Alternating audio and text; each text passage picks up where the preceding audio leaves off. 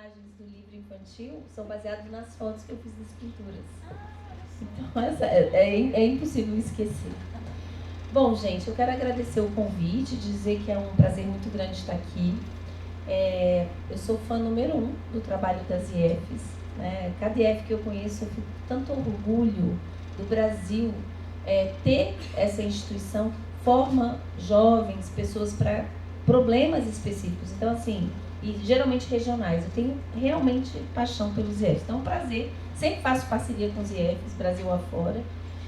E eu vou falar um pouco aqui com vocês, vou compartilhar algumas coisas que eu venho pesquisando há mais de 20 anos. Eu trabalho, sou professora no Departamento de Psicologia Clínica da Universidade de Brasília e tenho trabalhado o tema da saúde mental e gênero, sobretudo aí a questão das emoções, socialização e uma coisa importante, né? Como eu trabalho com a socialização, eu tenho me voltado muito para como construir contra a tecnologia de gênero. Se a gente aprendeu a ser de uma forma, como é que a gente pode usar as pesquisas na área de saúde mental e gênero para construir intervenções na educação e garantir mudanças no futuro? Então, assim, tem uma frase que eu gosto muito, que é um provérbio africano, que diz assim: a sabedoria é quando você planta uma semente sabendo que você nunca vai deitar na copa daquela árvore. Eu tenho 51 anos, eu não acho que eu vou ver a mudança que eu gostaria. Nossa, que pessimismo, não. Eu sou uma otimista, mas realista, né? Com os pés no chão. Educação é investimento a longo prazo. Então, para todo mundo aqui que é professor, eu quero parabenizar. A gente está no fronte de guerra. E temos um papel muito importante. Cada vez que você está em sala de aula, com 30, 40, 50, 70 alunos, saiba que cada aula que você dá é uma oportunidade de fazer diferença. Né? Eu sei que a gente não é valorizado, em geral, no Brasil, infelizmente, mas é clichê, mas é verdade, é uma das profissões mais importantes.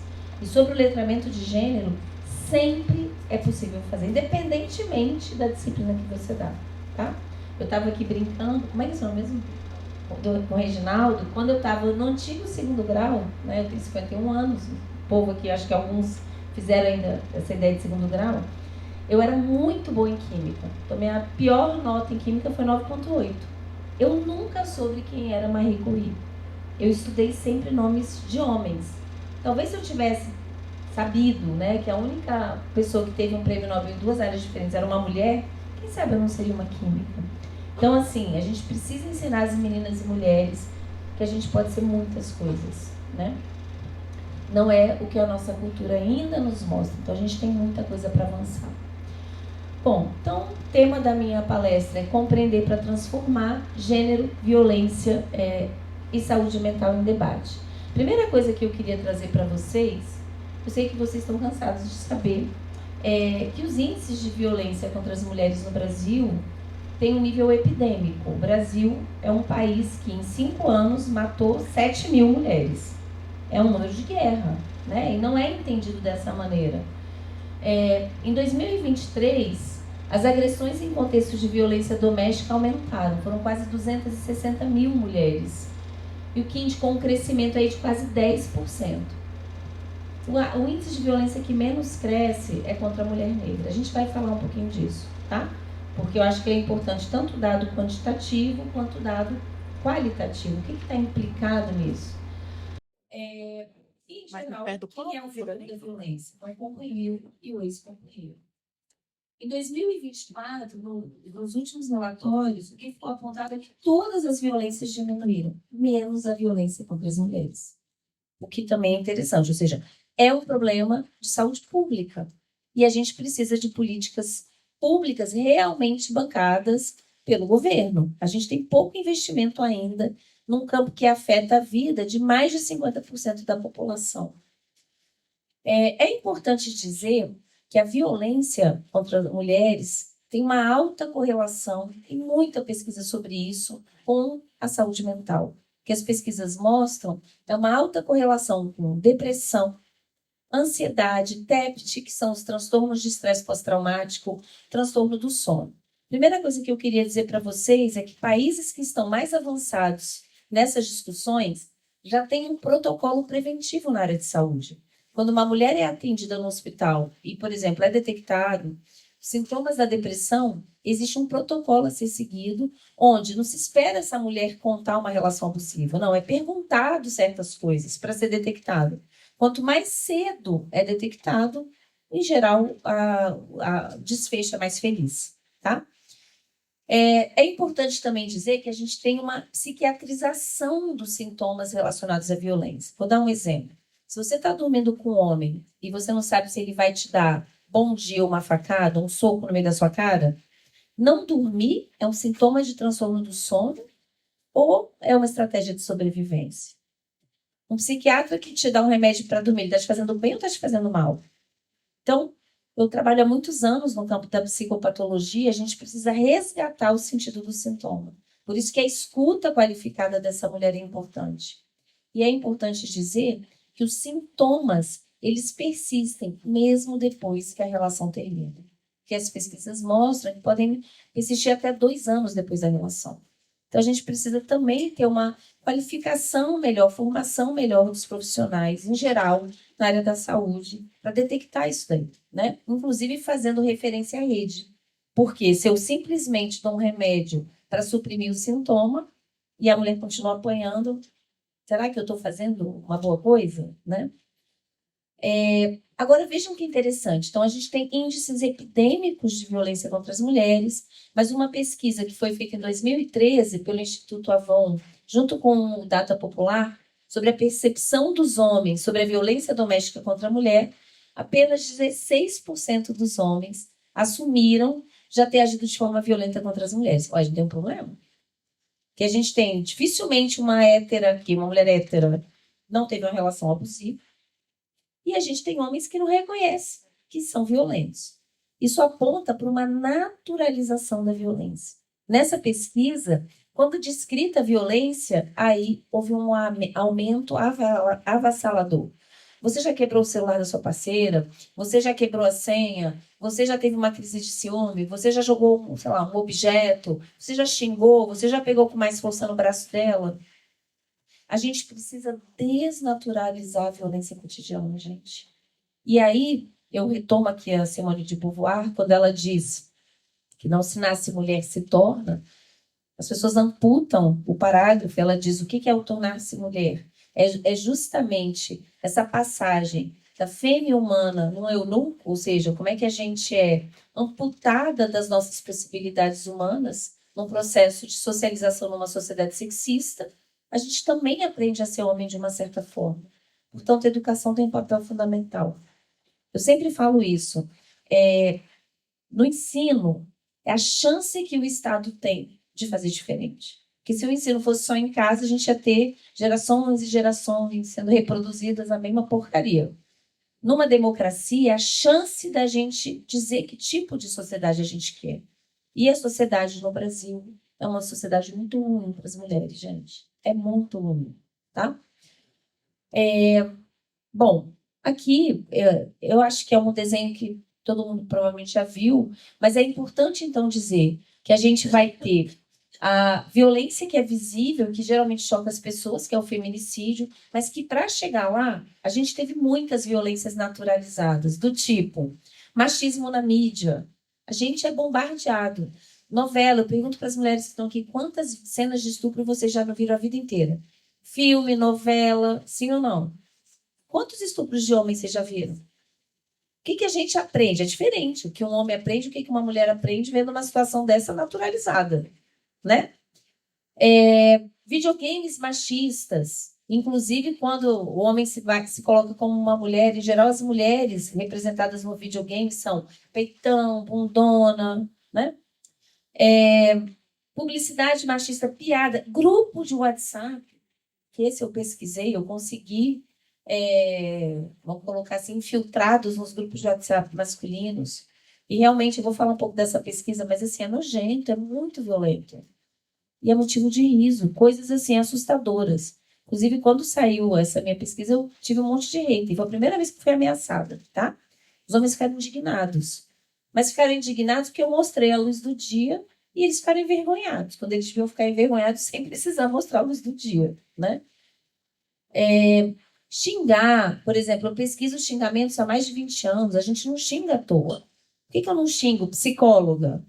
Ou, sei lá, qualquer outra coisa, eu xingo puta. Porque a sexualidade da mulher, historicamente, foi relacionada à ideia de honra, tá? E isso é problemático. Um homem que se prostitui, por exemplo, um garoto de programa, bichê, inclusive para o meu próximo segundo volume de livro, que o primeiro vai sair agora em novembro, eu entrevistei alguns. Não é um problema, principalmente no mundo gay.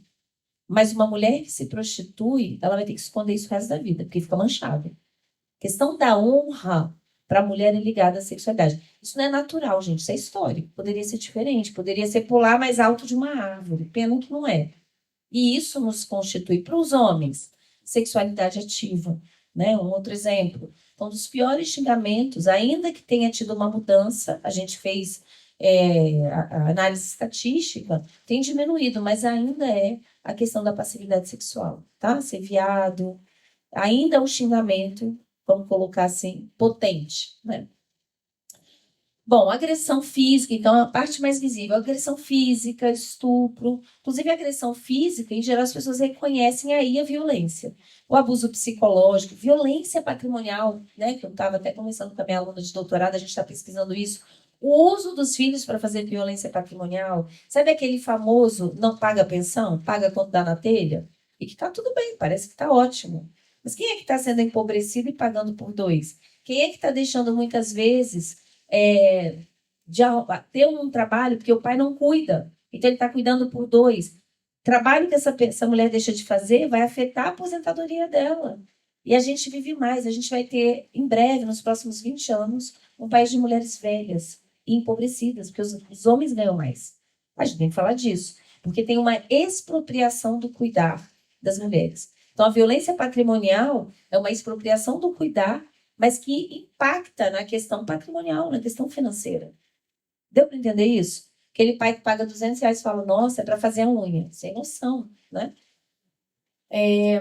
Enfim, então a gente precisa problematizar essas outras violências. A gente não combate o feminicídio só lá na pontinha. Se a gente fica só na pontinha, a gente vai ficar o resto da vida estudando gelo, tá? E a educação tem um papel importante. Machismo, ele afeta mulheres e homens de formas diferentes. Obviamente é diferente a opressão em ter que oprimir e a opressão das mulheres. Gênero é sempre relação hierárquica. Porque às vezes eu vejo assim, homem também chora. Gente, homem chorar não muda a violência contra a mulher. Homem botar batom, uma saia e falar, estou me desconstruindo. Lindo, como o projeto pessoal do Todo Apoio. Mas isso não altera a estrutura da violência contra as mulheres e o que os homens ganham como privilégio, tá? Quais são as principais causas de morte entre homens? As doenças do aparelho circulatório. Então, infarto e acidente cerebral. Vejam que interessante, o que as pesquisas mostram é que quando homens e mulheres têm a mesma doença, os homens morrem antes. E por quê? Porque os homens não aprendem a cuidar de si. Em geral, um homem, quando busca ajuda de um hospital, já está muito mal. Quem cuida da saúde dos homens? As mulheres. O que as médicas de atenção primária dizem? Que quando o homem vem sozinho, em geral, elas têm que perguntar, toma o quê? Aí ele, bem, como é que é o nome do remédio? Que horas é mesmo? Tipo, a mulher que sabe, gente. Então, a gente acaba criando adultos disfuncionais. E a falta de autocuidado, o autocuidado é entendido como uma coisa de feminização. A falta de autocuidado é um preço caro, se paga um preço caro por isso, tá? De saber o limite, de respeitar o próprio corpo. Por exemplo, é muito comum na adolescência os meninos saírem, quem come mais pizza? Então, 30 pedaços de pizza, já viram isso? Ou quem enche mais a cara, é sempre testando o limite perante os pais, colocando em xeque o limite do próprio corpo, né? E quais são as principais causas externas? O acidente de transporte terrestre, de carro. Então, o que as pesquisas mostram é que os homens, eles acabam se arriscando muito mais, então fechar, tipo, né? E acabam promovendo mais acidente, morrendo mais. Suicídio, prestem atenção, porque isso tem sido mal usado, porque os homens sofrem mais porque eles se suicidam mais. O que as pesquisas mostram é que as mulheres tentam muito mais suicídio. Mas até na hora de escolher a forma de se matar, o cabra tem que ser macho e escolhe a forma mais letal. Em geral, o homem se mata com tiro na cabeça e enforcamento. A chance de sobreviver é pequena. E mulher, com remédio. Tá? Então, as mulheres tentam mais, mas os homens são mais bem-sucedidos. Até para suicidar, ele não pode falhar. Isso tem a ver com a masculinidade. E os homicídios. Então, veja, a gente tem no Brasil, quem mais mata mulheres? Quem? Hã? Quem mais se mata? Quem mais mata homens? Precisamos falar da masculinidade. Tá mal, gente. A gente está com a masculinidade muito adoecida, tá? Precisamos botar a masculinidade na berlinda. É desagradável, mas é importante. Inclusive, é um problema de política pública, afeta tudo. Até na pandemia, tem pesquisa que mostra que os homens usavam muito menos máscara do que as mulheres. Eu mesma tive treta com os três, às vezes, no supermercado. Pô, o cara com a máscara na boca. Bota esse naso aí dentro, né? Esse narigão dentro da máscara. Tá espalhando aí se tiver com Covid. Então, a gente precisa trabalhar a masculinidade, tá? Ela prejudica os homens na relação consigo mesmos, que eles não se cuidam, não respeitam os próprios limites, na relação com outros homens e com as mulheres. E para a gente falar disso, então a gente precisa pensar em gênero, que é uma palavra que tem sido amaldiçoada, mas que é muito importante dizer, não tem sido usada com o mesmo sentido. E aqui eu sou formada em filosofia, eu parto da filosofia da linguagem, de um autor que eu gosto muito, que é o Wittgenstein, e que ele dizia o seguinte: o sentido de uma palavra é o uso. Imagine a seguinte situação. Esse é um exemplo que eu dou no meu próximo livro, né? Como é seu nome? Estava numa festa esse final de semana com a Sabrina, encontrei com ela. Ela estava com um vestido lindo, de mangas bufantes. Sabe o que é manga bufante? Aquela manga assim, ó. Aí eu viro e falo, amiga, nossa, que vestido, que mangas maravilhosas. Recorta. Estamos aqui no IF hoje tomando um cafezinho. Amiga, mas que mangas maravilhosas. Aí entra a Gleice. Gente, eu também comi muita manga. Nossa, manga rosa eu adoro. O que a gente faz? A gente ri e conserta. Porque se eu acreditar que ela come a manga da roupa, eu vou falar, como é que você consegue? Você bota açúcar? É o discurso doido. Então, o que a gente faz? É chamado na filosofia da linguagem de princípio da caridade. Eu entendo que ela não entendeu e que a gente está falando de coisas diferentes. Porque a palavra manga não tem uma referência única. Não tem um significado essencial. Vai depender do contexto. Eu falo, não, a gente está falando da manga da roupa. Deu para entender isso? A palavra gênero, no Brasil, tem sido usada em 3 acepções diferentes. A primeira, que é a construção, a ideia de masculinidade e feminilidade, ou seja, existiriam coisas, em aspas, eu odeio isso, masculino ou feminino, que são consideradas e que são atribuídos a um sexo ou ao outro. Só que isso é mutável. Por exemplo, no século XVII, na França, usar salto alto, peruca, maquiagem e brinco, badulaque, era masculino, não era feminino. Tá? Mas o fato de ser considerado masculino ou feminino e ser imposto cria realidade. Por exemplo, eu nunca fui dar palestra e vi uma mulher sentada como é seu nome mesmo? Reginaldo. Olha, fica assim, por favor. Vou tirar uma foto. Reginaldo está sentado com a perna assim. Eu nunca vi uma mulher sentada assim. É muito mais confortável sentar com a perna toda arreganhada. Muito mais. Inclusive, para a coluna é muito melhor. Tá? Mas por que a gente não consegue sentar assim? Porque desde criancinha você escuta, fecha a perna, você é uma mocinha. Isso é jeito de sentar, menina. Isso não é feminino. E outra coisa, se uma mulher sentar assim, oferta sexual. Tem um caráter sexual. Então, a gente é colocado numa sociedade sexista a partir do nosso sexo em lugares diferentes. Compensação, vou pegar o Reginaldo para Cristo. Reginaldo, quem mandou sentar aqui na frente? Reginaldo, quando era criança, e a gente é da mesma idade, então tá ótimo. Reginaldo, quando era criança, sei lá, tinha uma princesa X que ele achava legal, que ele achava bonito. E tá tudo bem. Vamos supor que a princesa dançasse assim, e ele fosse dançar assim. 1 ano, ai, bonitinho. 1 ano e meio, o pai dele, meu filho, você é gosto de viado? Boiola, pelo amor de Deus, rebola não. Se a gente anda direito, cara. Então, a gente vai ser interpelado, reforçado e punido por coisas muito diferentes. O que vai ser permitido ou não é diferente. Então, se você é uma menininha, se trancou no banheiro, tá demorando, minha filha, o que é isso, minha filha? Sai do banheiro. Se for um menino, deve estar batendo uma punhetinha aí, deixa ele. É ou não é? Deu para entender isso? Tá? Se for uma menina brincando lá com a almofadinha, o pai perceber que ele está se masturbando, nossa senhora, ninfomaníaca, vou levar no psiquiatra. Isso tem efeitos reais. Então, o sexo não determina, mas uma cultura sexista que classifica as pessoas pelo sexo determina muita coisa. E a gente faz um paralelo com a questão racial. A raça não existe, mas a racialização, que vem pelo preconceito, e que tem a história, tanto sexismo e racismo vem pela colonização e vem pela forma corpocêntrica ocidental. Mas o fato de ser uma construção, gente, não quer dizer que eu faço o que eu quero, porque isso já foi incorporado. E vai, para mim, sempre ser um desafio desconstruir. Deu para entender isso? Sim? Bom, a segunda acepção...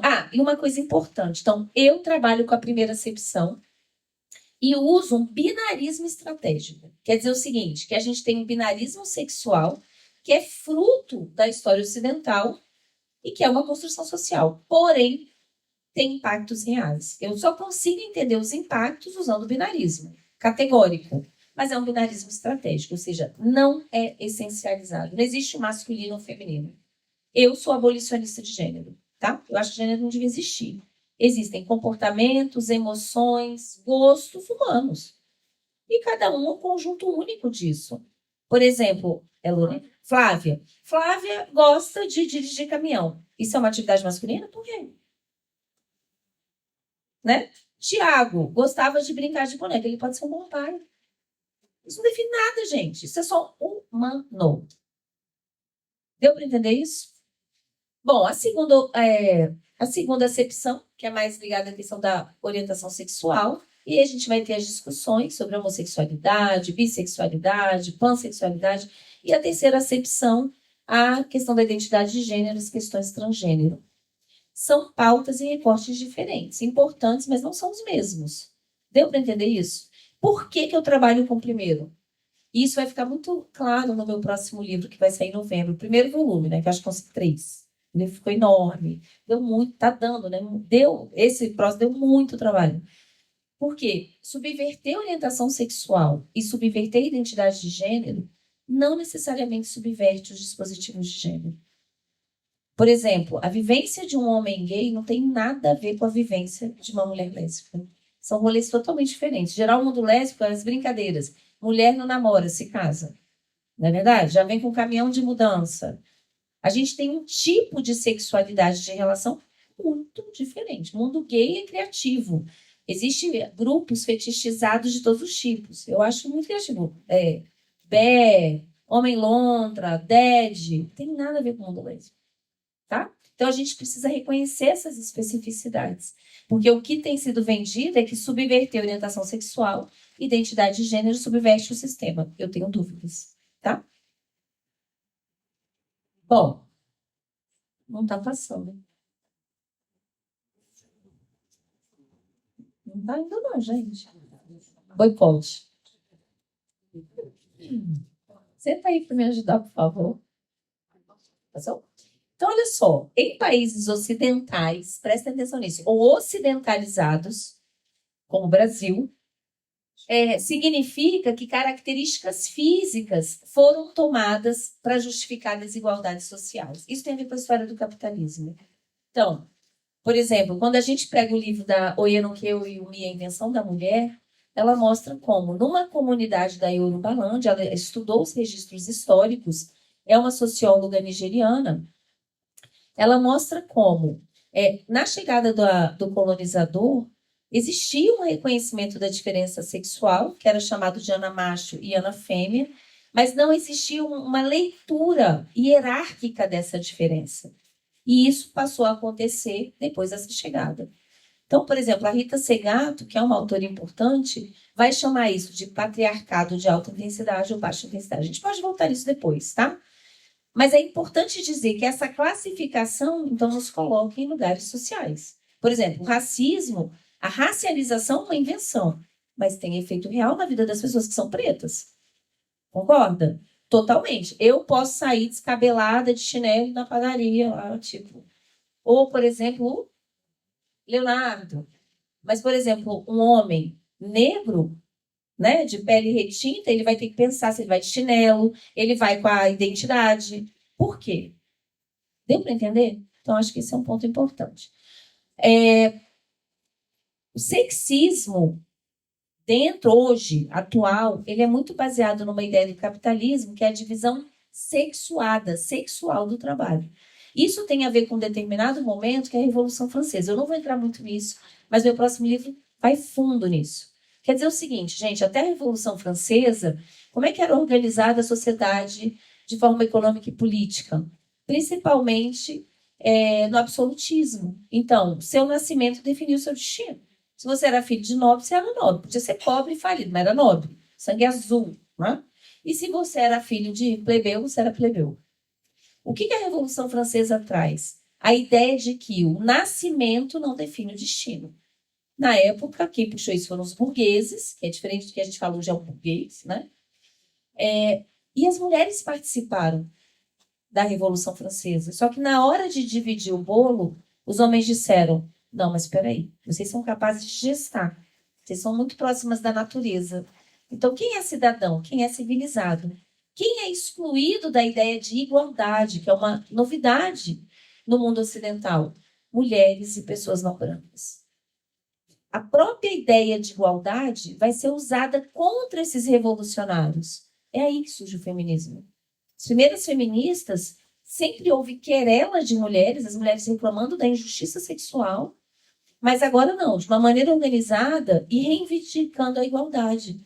Se o nascimento não define o destino, então vocês estão sendo antirrevolucionários. Porque você está dizendo que eu nasci do sexo feminino, não posso ocupar a esfera pública. Deu para entender isso? Então, esse é um ponto importante, tá?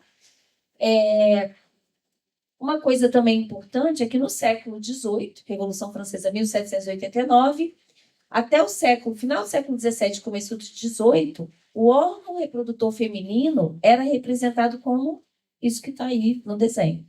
Ou seja, o que vigorou foi a ideia de uma unidade de sexo. Mulheres e homens eram entendidos como tendo o mesmo órgão reprodutor, um pênis, só que o das mulheres seria embutido. É a teoria aristotélica. E isso qual é a explicação? Seria pela falta de calor durante a gestação. Então, nesse momento, se começa a representar o órgão sexual reprodutor feminino e masculino de forma diferente. E se a essencializar aquilo que é atribuído. Os homens são ativos, então mulheres são passivas. Ou seja, geralmente atribuir às mulheres algo que justificasse a exclusão delas do âmbito público, do âmbito da cidadania. Deu para entender isso? Pode passar. Pronto, funcionou? Obrigada. Bom, e com que conceito de gênero eu trabalho? Em parte com o conceito da Judith Butler, que é uma autora que acho que todo mundo já ouviu falar, em parte, porque eu também tenho várias críticas a Butler. Butler, ela vem da filosofia, eu venho da psicologia. Então, eu acho que ela conversa pouco com as ciências sociais, empíricas, principalmente psicologia, antropologia, tá? Bom, o que a Butler define como gênero? Ela diz o seguinte: gênero é uma repetição estilizada de performances. Aqui no Brasil, se lê performance muito no sentido teatral. E ela está usando a teoria dos atos performativos. É de um autor chamado Austin, da filosofia da linguagem. Eu não vou entrar nisso, porque senão a gente não vai para frente. Mas isso está bem explicado no meu próximo livro. Dito de uma maneira sucinta, existem roteiros culturais que te dizem como é que você tem que agir, se comportar numa sociedade sexista. Então, se você nasce do sexo masculino ou feminino, isso faz diferença. Como eu dei o exemplo, fecha a perna, anda assim, você tem que fazer isso. As meninas, filha, deixa seu pai aí brincando, vem me ajudar com o jantar. Quem nunca, gente? Vem me ajudar aqui a lavar a louça, vem me ajudar a botar aqui o almoço domingo. O que você está aprendendo? Que você tem que abrir mão dos seus interesses, desejos e necessidades para servir o coletivo. O que o homem está aprendendo? Menino, que ele ainda é uma criança, mas que o lugar que espera por ele é um lugar onde ele tem que ser servido. Deu para entender?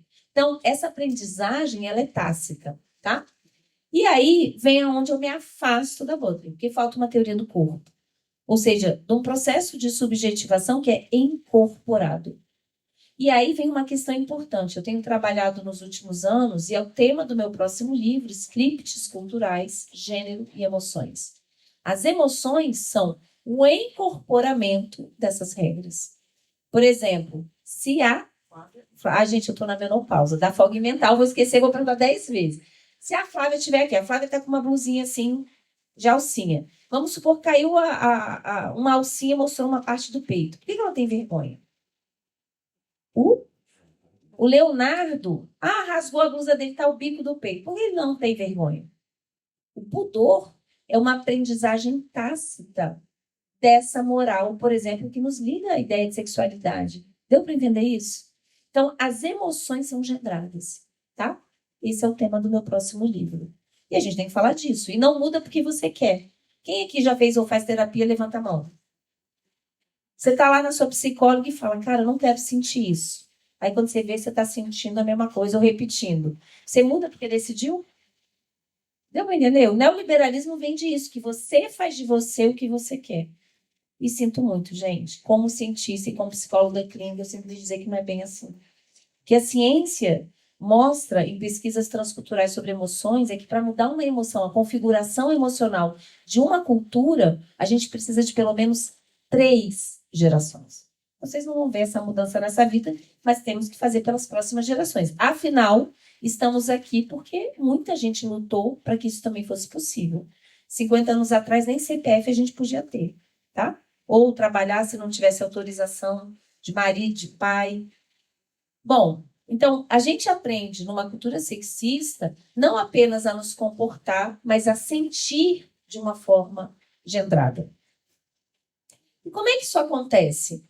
Através das tecnologias de gênero, que é um conceito de uma autora semioticista, que é a Teresa de Lauretis, e que diz o seguinte: existem produtos culturais que não apenas retratam essa diferença, são espelho dessa diferença, mas têm um caráter ativo de ensinar, de incitar. Um ótimo exemplo é a Bela e a Fera. Então, todo mundo aqui conhece? Sim, né, gente? E é sempre regravado, é sucesso de bilheteria. Então, a história de uma menina linda que se apaixona por uma besta. Mas a besta não é só feia, a besta é grosseira, é mal resolvida.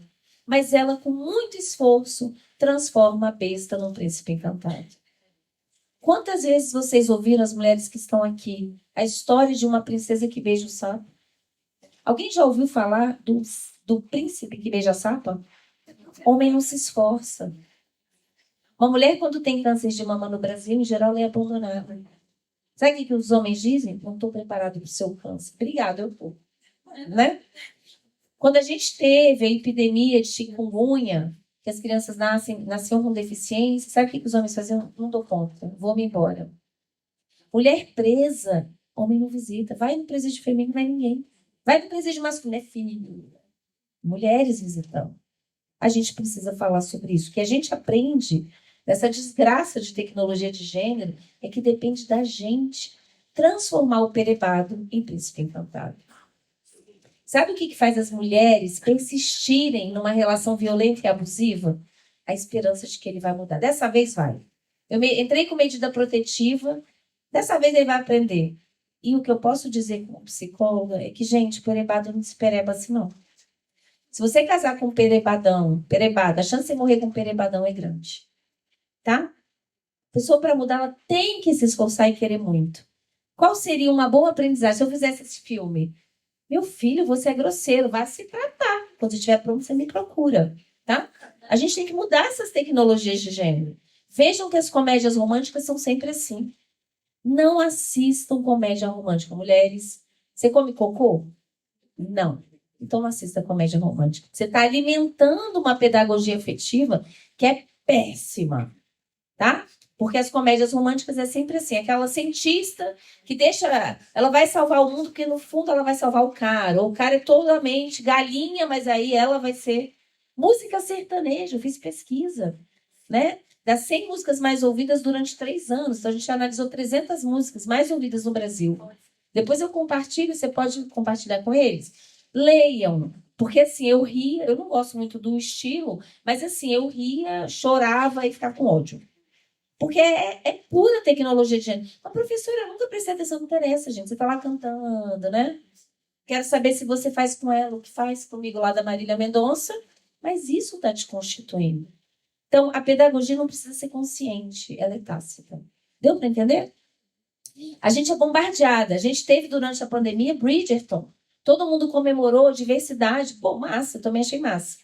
Mas, gente, o roteiro é o mesmo. O cara é perebado, super problemático.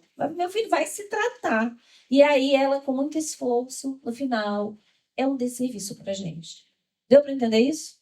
Eu espero que vocês saiam daqui, assim, críticos. Estão vendo a novela? Ai, olha aí, que absurdo. Comecem a prestar atenção. O quanto que a gente é bombardeado com esse tipo de coisa. Os brinquedos que a gente ganha, por que os meninos não ganham, né? Eles vão ser pai? Eles têm que treinar. Menina não vai dirigir? E essa camiseta horrorosa, muito comum no Brasil. Vocês vão aqui para Guarapari? Que eu vou. Eu vou, minha família é de Espírito Santo. Lá só dá mineiro, gente. E aí, muito comum, game over. Aí tem o homem triste, a mulher feliz. O que a gente está aprendendo? Ou aquele bolo que tem a mulher puxando o homem pela gravata e conseguiu casar. Gente, devia ser o contrário. O que as pesquisas mostram é que o casamento é o maior fator de proteção à saúde mental dos homens.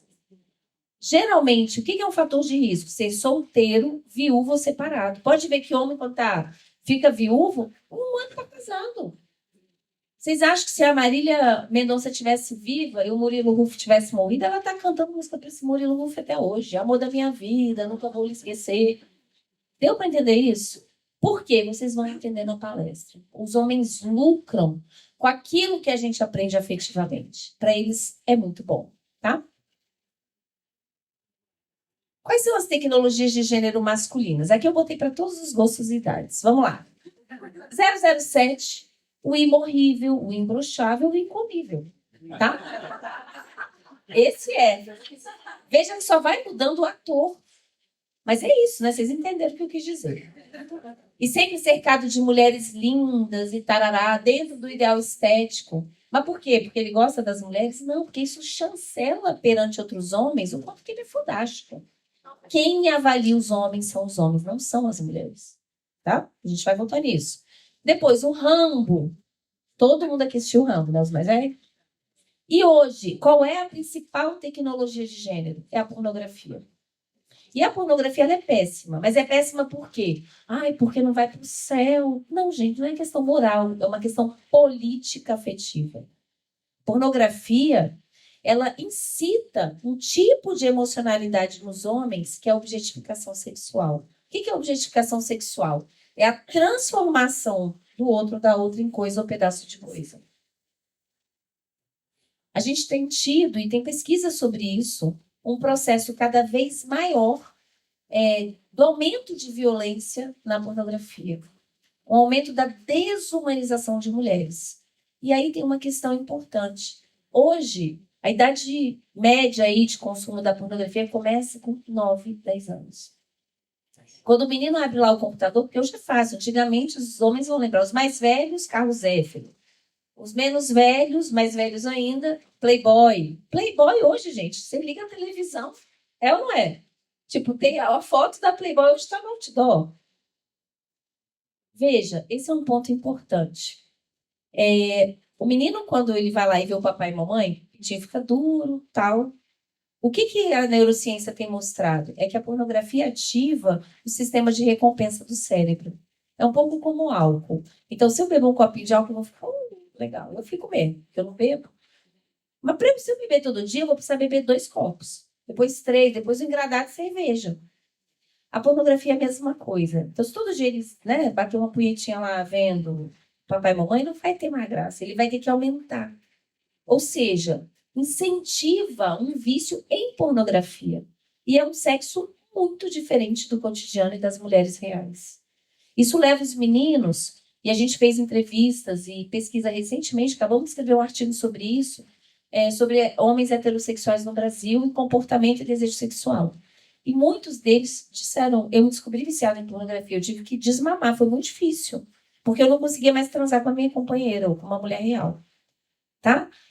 Leva meninos ou adolescentes a consumir pornografia onde essa mulher, por exemplo, sei lá, uma cena de estupro para ele poder sentir prazer, ou ela tem que transar com 10 homens, um gangbang. Ai, professora, tem gente que a gente tem, mas não é o sexo do cotidiano. Deu para entender isso? Então, o problema não é moral. E quando eu vejo pessoas dizendo, ai, mas isso é libertação sexual, jura? Uma indústria bilionária, que não só tem explorado o imaginário erótico, mas criado um imaginário extremamente violento, que erogeniza a violência. Vamos ser democráticos no sexo, gente. Explorar o corpo um do outro, né? Friccionar a pele. Vamos fazer coisa massa, se redescobrir. interessa ao capitalismo esse tipo de coisa. O capitalismo lucra com o gênero, gente. E eu vou falar disso, tá? Bom, já falei isso daí. Esse é um exemplo comum no nosso cotidiano. Então, a moça descendo do ônibus do trabalho, aí tem um grupo de garotos, aí o cara fala, ah, é gostosa. E a gente tem medo. O que a gente geralmente faz? A gente nem responde. Se estiver sozinho, não tiver ninguém, sai correndo, não é? Qual é o primeiro medo que a gente tem, mulheres?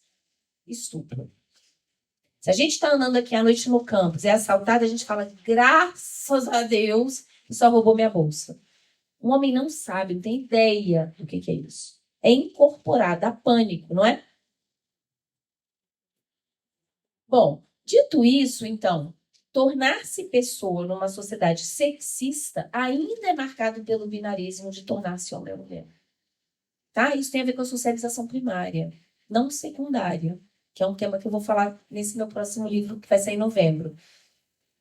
Como é que é essa socialização? Então, para as mulheres, marcado pelo dispositivo amoroso e materno. E para os homens, pelo dispositivo da eficácia, eu vou explicar um pouquinho disso daí. Dispositivo amoroso, que cada vez mais eu tenho chamado de dispositivo do amor, porque às vezes amoroso parece que é uma coisa é ligado, mas a ideia do amor romântico, tá? Aponta para uma terceirização da autoestima. Quer dizer que nós aprendemos uma relação com a gente mesma que é mediada pelo olhar de alguém que nos valide e escolha. Exemplo, que eu escuto das mulheres. Nossa, tem 2 anos aí que eu até tenho uns match no Tinder. Porra, mas no outro dia o cara não me manda nenhuma mensagem. Ela achou tudo perevado, gente. Tudo ruim. Mas ela se ressente que o cara não desejou. Veja, se eu preciso do outro para me validar por ser escolhida, quem que fica totalmente com poder? Qualquer perevado tem chance. Homem não fica sozinho no Brasil, gente. Ai, professor, eu já sofri amorosamente. Acredito. Mas assim, você pode até não pegar uma mulher bem localizada aí, que eu vou explicar na prateleira, tá? Mas a gente vai ver mulheres, como fizemos pesquisa em mulheres em situação de rua em Brasília, uma mulher que foi morar na rua que se apaixonou por um morador de rua. Quando que o homem ia morar na rua? Vocês acham? Faz-me rir, né? Bom, para a gente entender o dispositivo amoroso, eu criei uma metáfora. Vejam, é uma metáfora, tem gente que literaliza. Uma metáfora é uma analogia que nos ajuda a entender a lógica dessa constituição afetiva hoje na nossa cultura. Não é essência, não é universal, não, é localizado nessa conformação cultural histórica, que é a metáfora da prateleira do amor. Então, quando você vai na prateleira do supermercado, tem aqueles produtos que estão para frente e os que estão lá para trás. Em geral, os da frente é que saem antes.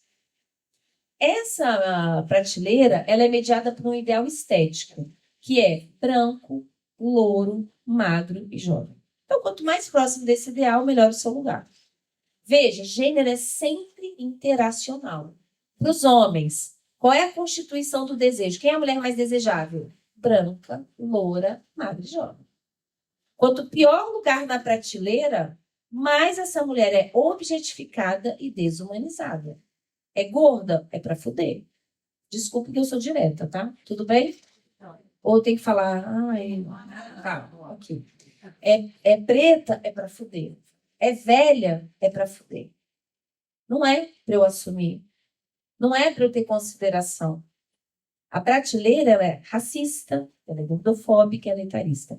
Então, eu quero só dizer que isso afeta a autoestima da mulher, mas também cria o desejo ou a objetificação sexual nos homens. Deu para entender? É interacional, tá? O que a prateleira cria? Uma assimetria, onde a chancela de sucesso da gente como mulher é ser escolhida. Isso quer dizer o seguinte, gente, você pode ser o IF tem reitoria, né?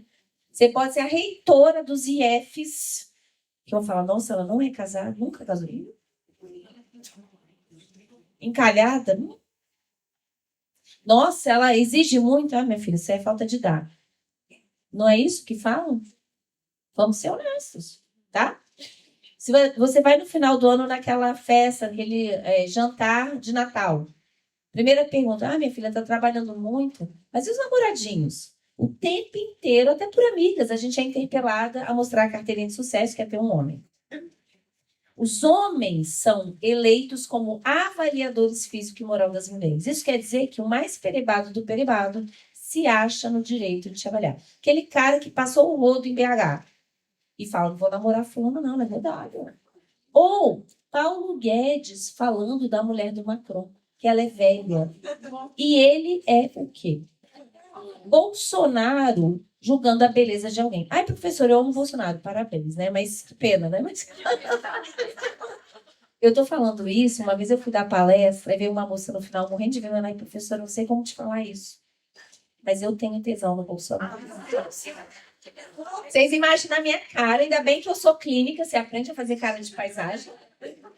Aí eu virei e falei, olha, só me ocorreu uma resposta. Eu virei e falei assim, eu fico muito feliz, porque isso mostra a democracia sexual. Todo mundo tem chance, né? Mas, gente, pelo amor de Deus, né? Não, por favor. Skincare ali para começar um negócio. Bom, o que a gente aprende na prateleira? O que a gente aprende? A gente aprende que o corpo e a beleza é nosso principal capital pessoal.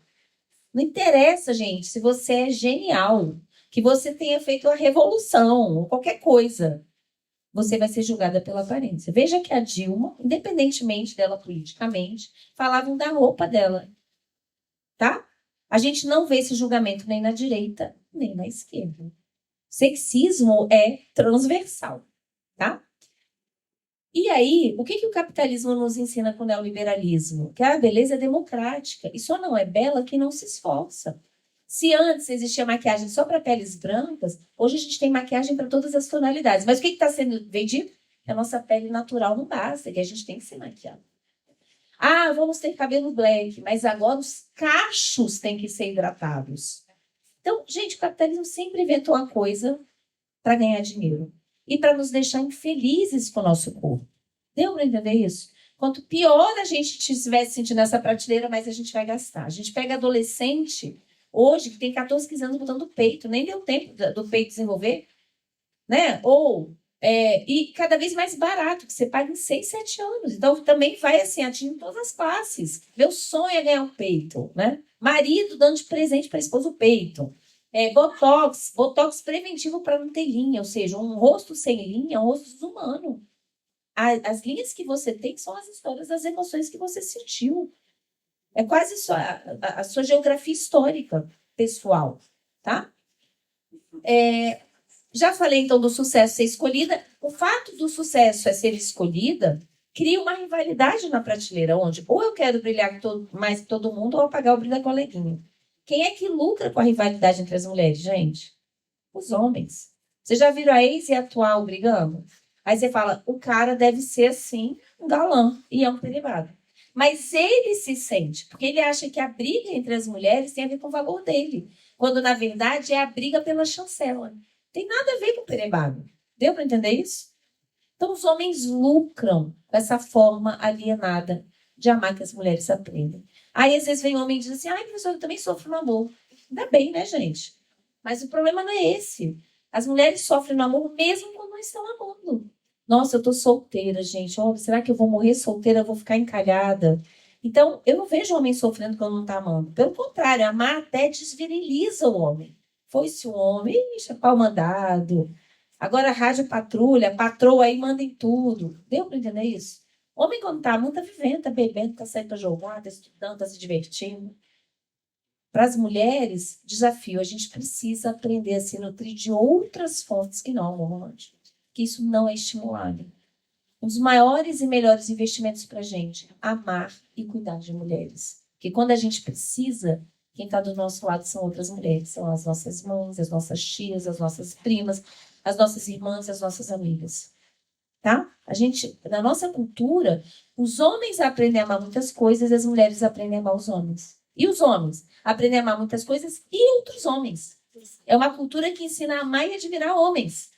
A gente precisa aprender a amar e admirar mulheres. Inclusive, os livros, a coleção que a gente está fazendo de livros sobre mulheres brasileiras que não são conhecidas, a ideia é essa. Vamos aprender a ter outros exemplos, né? Uma coisa também importante é que há uma implosão psíquica pelo silêncio que é promovido nas mulheres. O silêncio é um comportamento gendrado. Mulheres aprendem a se calar para manter o bem-estar dos outros e das relações. Amiga, não fala nada não, tá difícil, marido. Homem é assim mesmo. Ah, ele te traiu, mas foi piriguete. Vai acabar um casamento, o cara é bom pai. Não deixa faltar nada, tá? Ou, nossa, ele não faz nada em casa, mas homem é assim mesmo, deixa eu lá.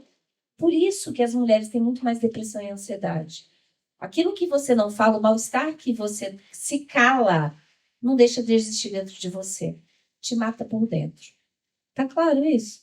Homens se calam por uma razão totalmente diferente, como eu vou falar daqui a pouco. Aqui é para mostrar como a beleza ou a aparência é capital para as mulheres. Então, na primeira situação, uma situação da praia, tem as amigas. E tem uma moça que é mais gorda e ela diz assim, de que adianta ser diretora da empresa, mas ser tão desleixada, ela precisa de uma dieta. A outra dieta ali não adianta, só na faca. Vejam, julgam o nosso caráter pela nossa aparência. Se você chegar aqui com o cabelo todo descabelado, vão falar, nossa, que falta de estima, que mulher desleixada. Não, às vezes você só é uma mãe solo que está fazendo um trabalho por dois. Deu para entender isso? Não tem nada a ver com autoestima, tá? Aí embaixo, olha ali, o Carlos veio. E aí o Carlos também tá gordo. Aí vem. Ele é tão esforçado, tão trabalhador, pois é. E a esposa nem para cuidar direito da dieta dele. Né? Do lado, é a mesma situação de trabalho, a mulher está com a roupa amarrotada, e aí uma delas diz assim: nossa, você viu a roupa da Lúcia? Ela não conhece ferro de passar? Uma desleixada. E aí, mesma situação embaixo: nossa, você viu a roupa do Lúcio? Toda amarrotada. Como a esposa cuida mal dele? Em Minas é sexista, né, gente? Sim ou não? Sim. Bom, aqui eu gosto muito dessa imagem. Eu quero que vocês prestem atenção aqui, ó. Quanto mais próxima do ideal estético, essa pessoa tem face, essa mulher tem face, ainda lembra alguma coisa humana. Mas cuidado. Vamos supor que eu sou a filha da Gisele Bündchen nova. Estou dentro desse ideal. Oh, que maravilha, estou num lugar bom. Não, a prateleira é ruim para todas as mulheres, apesar de ser pior para algumas. Cada dia que passa, você dá um passinho para trás. A ponto de mulheres de 28 anos, quando começa todo mundo a se casar, primeiro perebado que dá bom dia e mostra interesse, muitas vezes ela casa com casamento. É esse mesmo. Escolheu, senão eu vou ficar solteira. Tá? Muitas vezes casa, não com o homem real, mas com o homem que ela quer que esse homem venha a ser. Como se o amor fosse uma aposta. Ah, ele bebe, mas com o tempo ele muda. Muda não, gente. Nossa, ele é um grosso, mas com o tempo ele aprende. É aquilo que eu falei para vocês. Em geral, a tendência é piorar, a não ser que isso seja um problema para a própria pessoa, tá? Vejam que quanto mais preta a pele, e com traços negroides, ou é também capacitista, você vê que nem rosto a pessoa tem. Existe uma extrema objetificação sexual e uma desumanização. Ah, uma coisa importante que eu falei. Por que não diminui a questão da violência contra as mulheres? A gente tem que pensar o seguinte: quanto pior o lugar dessa mulher na prateleira, mais difícil sair de uma relação abusiva. Por quê? Ele é o salvador. Se não for ele, quem vai me querer? O que as mulheres dizem, mulheres vítimas de violência? Não quero voltar para a pista. Leia-se, não quero voltar para a prateleira. E os homens aprendem a manipular isso. O que eles falam em relações abusivas? Quem vai te querer se tá gorda? Você é preta. Nossa, você é cotó para mulheres com deficiência. Então, eles usam de uma maneira extremamente violenta, tá? E a mulher, se ela já estava com a autoestima ruim, velho, só vai piorando. Aquele homem passa a ser assim, ó, que bom, que presente que eu tenho esse perebado do meu lado, né? Terminar uma relação amorosa é ressentido pelas mulheres como falhar como mulher. O que a gente vê? Então, essa mulher, mesmo aliviada na saída de uma relação abusiva, ela se culpa. Será que eu podia ter feito diferente? Nossa, ele reclamava que eu dava aula à noite lá no IF. Será que eu podia ter aberto mão? Nossa, ele tinha ciúmes do fulano e eu não quis abrir mão do amigo. O que a gente aprende? A se hiperresponsabilizar pelas emoções dos homens. Emoções e comportamentos. Nossa, ele me traiu, mas eu estava estudando para outro concurso. Será que se eu tivesse dado atenção... Vocês já viram que o contrário não existe? Nossa, ele está estudando muito para um concurso, tem 6 meses que ele não transa. Você traiu? Vagabunda.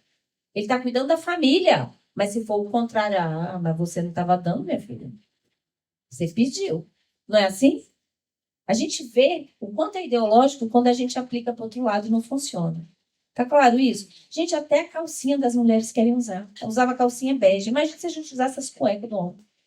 As cuecas tudo furada, poída. Quem compra cueca e meia para homem geral é mulher. É mentira? É mentira? Me ajudem, porque os homens estão assim, essa mulher é louca. Não, eu só sou representante, trago verdades, tá? Então, as mulheres negras, a prateleira é profundamente racista, elas estão no pior lugar e por isso que também tem se discutido tanto a questão da solidão da mulher negra. Aí é um exemplo muito comum, já tem de várias mulheres negras, muito comum na história das mulheres negras. Então, um casal interracial, o cara diz, oi, meu amor, que surpresa, ela diz. E o cara, oi, minha linda da cor do pecado. Aí já começou mal, né? Eu estava com saudade, ela. E quando você vai me apresentar para sua família, ele diz, você é muito especial, mas não estou pronto para assumir uma relação. Um mês depois, ele está noivo de Clara. O nome é proposital. Aí você vai dizer, nossa, Clara, uma privilegiada. Não, gente, é um troféu perante os pais. Tá? Lembrem-se disso. Dispositivo amoroso e a prateleira é uma desgraça. Tá? Parece ser melhor, mas não, gente, é ruim pra caramba. Né? As héteras no Brasil morrem de fome. Eu adorei essa frase. Né? O que a gente aprende na prateleira? A viver de migalha de amor. Se a chancela de sucesso é ser escolhida, as relações são profundamente marcadas por assimetria. O que a gente aprende como mulher? A gente dá 100 e recebe 5. Quem de nós recebe 15? Como é seu nome? Gente, Heloísa, hoje ela está sem carro, a gente está tendo aqui a palestra à noite, e, cara, o namorado dela vem pegar ela aqui. Ai, que fofo. Não, gente, isso é o mínimo. É o mínimo.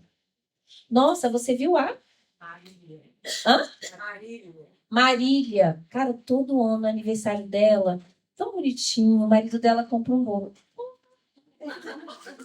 Vocês estão entendendo? A gente está tão mal acostumada com lixo que a gente aprende um amor de migalha. Concordam? Hein, gente? Sim. Ah, por favor, porque os homens estão assim. Mulher radical. Ai, me ajudem aí, me ajudem aí. Vocês verem que o que eu estou falando é doideira, tá? Se você começar a exigir, o cara vai embora. Porque é muito bom, ele tem olha o tanto de dispositivo amoroso. Isso aqui é feminista. Ai, não é chata, fica me cobrando. Que tem que ir lá. Você fala assim, meu filho, bote lá a roupa na máquina de lavar. E você vai. Na pandemia eu recebi muitos relatos assim. O cara botava em cima da máquina de lavar. Então, assim, o trabalho mental que você tem que fazer quase assim, um manual de instrução. Bote a roupa na máquina, abra a tampa, coloque sabão. Tipo, cara, mas só sei lá e colocar. E os homens sabem disso. É muito bom não precisar saber. É muito bom não precisar fazer se tem alguém fazendo para você. Tá? Quem paga o preço somos nós. Mas a prateleira também é gordofóbica, etarista. Isso aí são imagens que eu coletei de WhatsApp masculinos, que os homens trocam entre si e circulou muito no final de 2019, antes da pandemia. Significado da palavra tanto faz. É um bando de mulheres. Você vê que assim, tá todo mundo ficando com a mesma cara, com essa harmonização, né, facial. Vai ficando tudo igual. E do lado, o significado da palavra nem fudendo. E é isso, motivo de riso, quando isso é profundamente violento. Quem dispensa é exército, sextou. Então o cara transando com a mulher velha, ou seja, não consegui comer ninguém, então vai a velha mesmo, tá? Tinha uma imagem, essa foi, eu tô tão acostumada a ver coisas assim, gente, que enfim. Agora teve uma que eu achei deprimente, pior de todas, que eram imagens brincando com feminicídio. Então, assim, era o Bruno Goleiro abraçado com uma moça e do lado tinha uma fila de cachorros, era uma montagem de cachorros com umas bacias de prata, assim, de alumínio. E aí escrito, Bruno está de namorada nova, como motivo de riso. Diga-me do que ris, eu te direi quem és. A gente tem o racismo recreativo, mas a gente tem a misoginia recreativa. E isso chancela a violência contra as mulheres. É seríssimo. Se você acha isso engraçado, para pensar, né? Bom, o dispositivo materno, ele aponta para um borramento histórico entre a capacidade de dar à luz, como eu já expliquei, que ocorreu no século XVIII, e o cuidar. Naquele momento da Revolução Francesa, foi usada a pretensa capacidade de gestar das mulheres, pessoas do sexo feminino, para ficarem alheias à ideia de cidadania e ao âmbito público. houve uma separação do âmbito público e privado. O âmbito público era e ainda é mais valorado, então aos homens foi atribuído o âmbito público, tudo que eles fazem lá fora é trabalho, custa, merece reconhecimento e dinheiro. E as mulheres, foi criada a ideia de instinto materno. Então a gente tem uma vocação para cuidar. Gente, isso é balela. Qualquer ser humano é capaz de cuidar. Branco, preto, indígena, asiático, alto, baixo, gordo, magro, a não ser que tenha um transtorno mental severo. Tá? Em muitas etnias indígenas, e hoje a gente tem mais de 300 etnias, quem pare é a mulher e quem cuida é o coletivo. Houve cada vez mais uma concentração do cuidar sobre as mulheres. Não é à toa que aumenta a depressão pós-parto. Tem a ver com mal-estar. O que isso significa? É cansativo, é pesado. Quem é que tem filho? É pesado, não é? Mas por quê? Porque você está fazendo sozinha, né?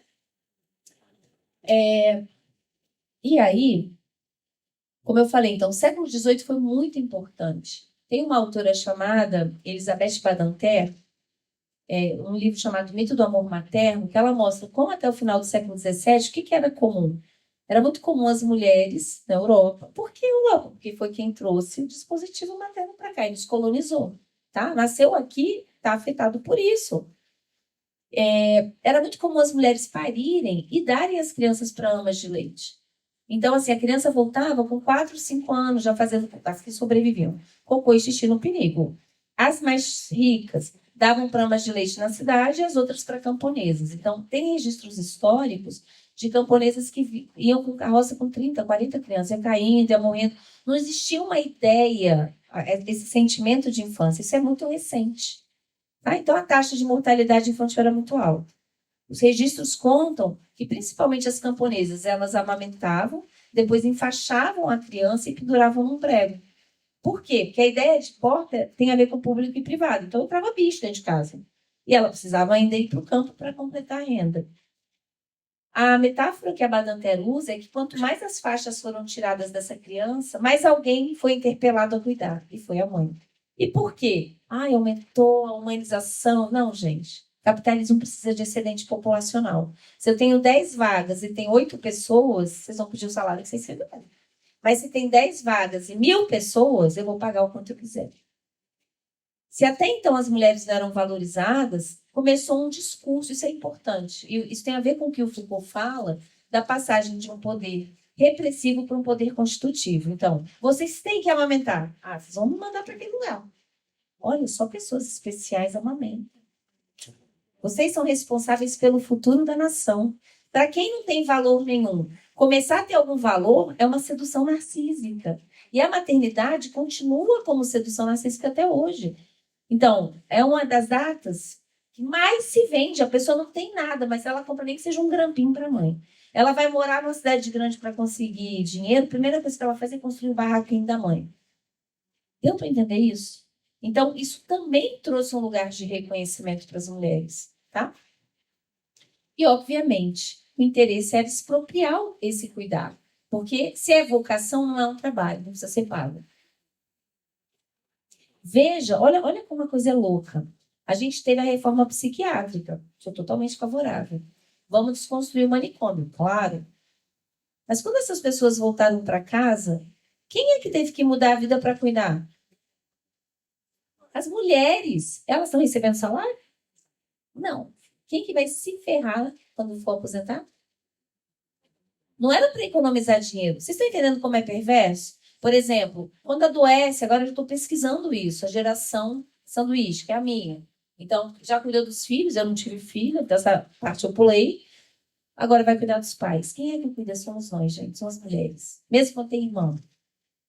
Deu para entender isso? E sabe o que o plano de saúde fala quando é particular? Ou o próprio SUS? Não. Isso é cuidado dos familiares. Leia-se, cuidado das mulheres. A gente tem que ter políticas públicas que recompensem as mulheres, que garantam os direitos, que conte para a aposentadoria. Deu para entender? Isso é invisível. Tá?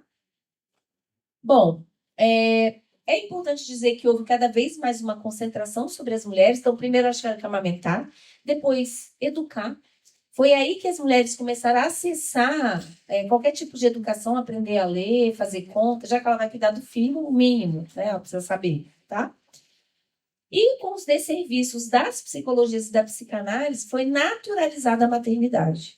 Isso é muito triste. Mesmo dentro da psicologia, que é meu campo, as teorias naturalizam a ideia de que nasceu um filho, nasceu a mãe. Mentira. Geralmente a preocupação é com a criança, nunca com o encontro da mulher com essa função materna. E o quanto que é extenuante. Principalmente quando não há o compartilhamento. Porque mesmo com o compartilhamento, a sobrecarga ainda é sobre ela. Tá?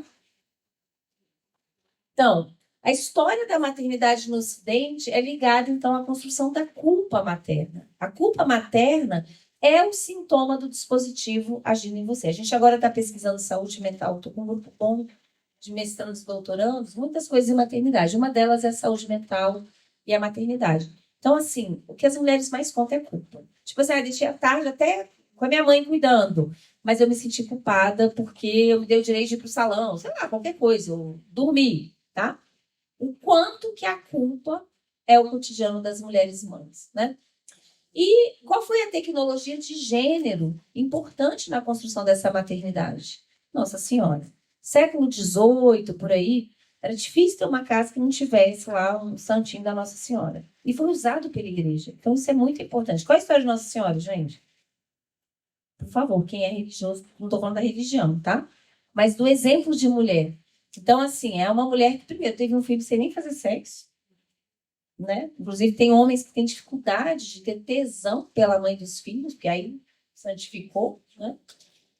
Em compensação, tem outros que fetichizam, tem isso também. E, sobretudo, abnegada. É aquela que vive em prol do seu filho, tá?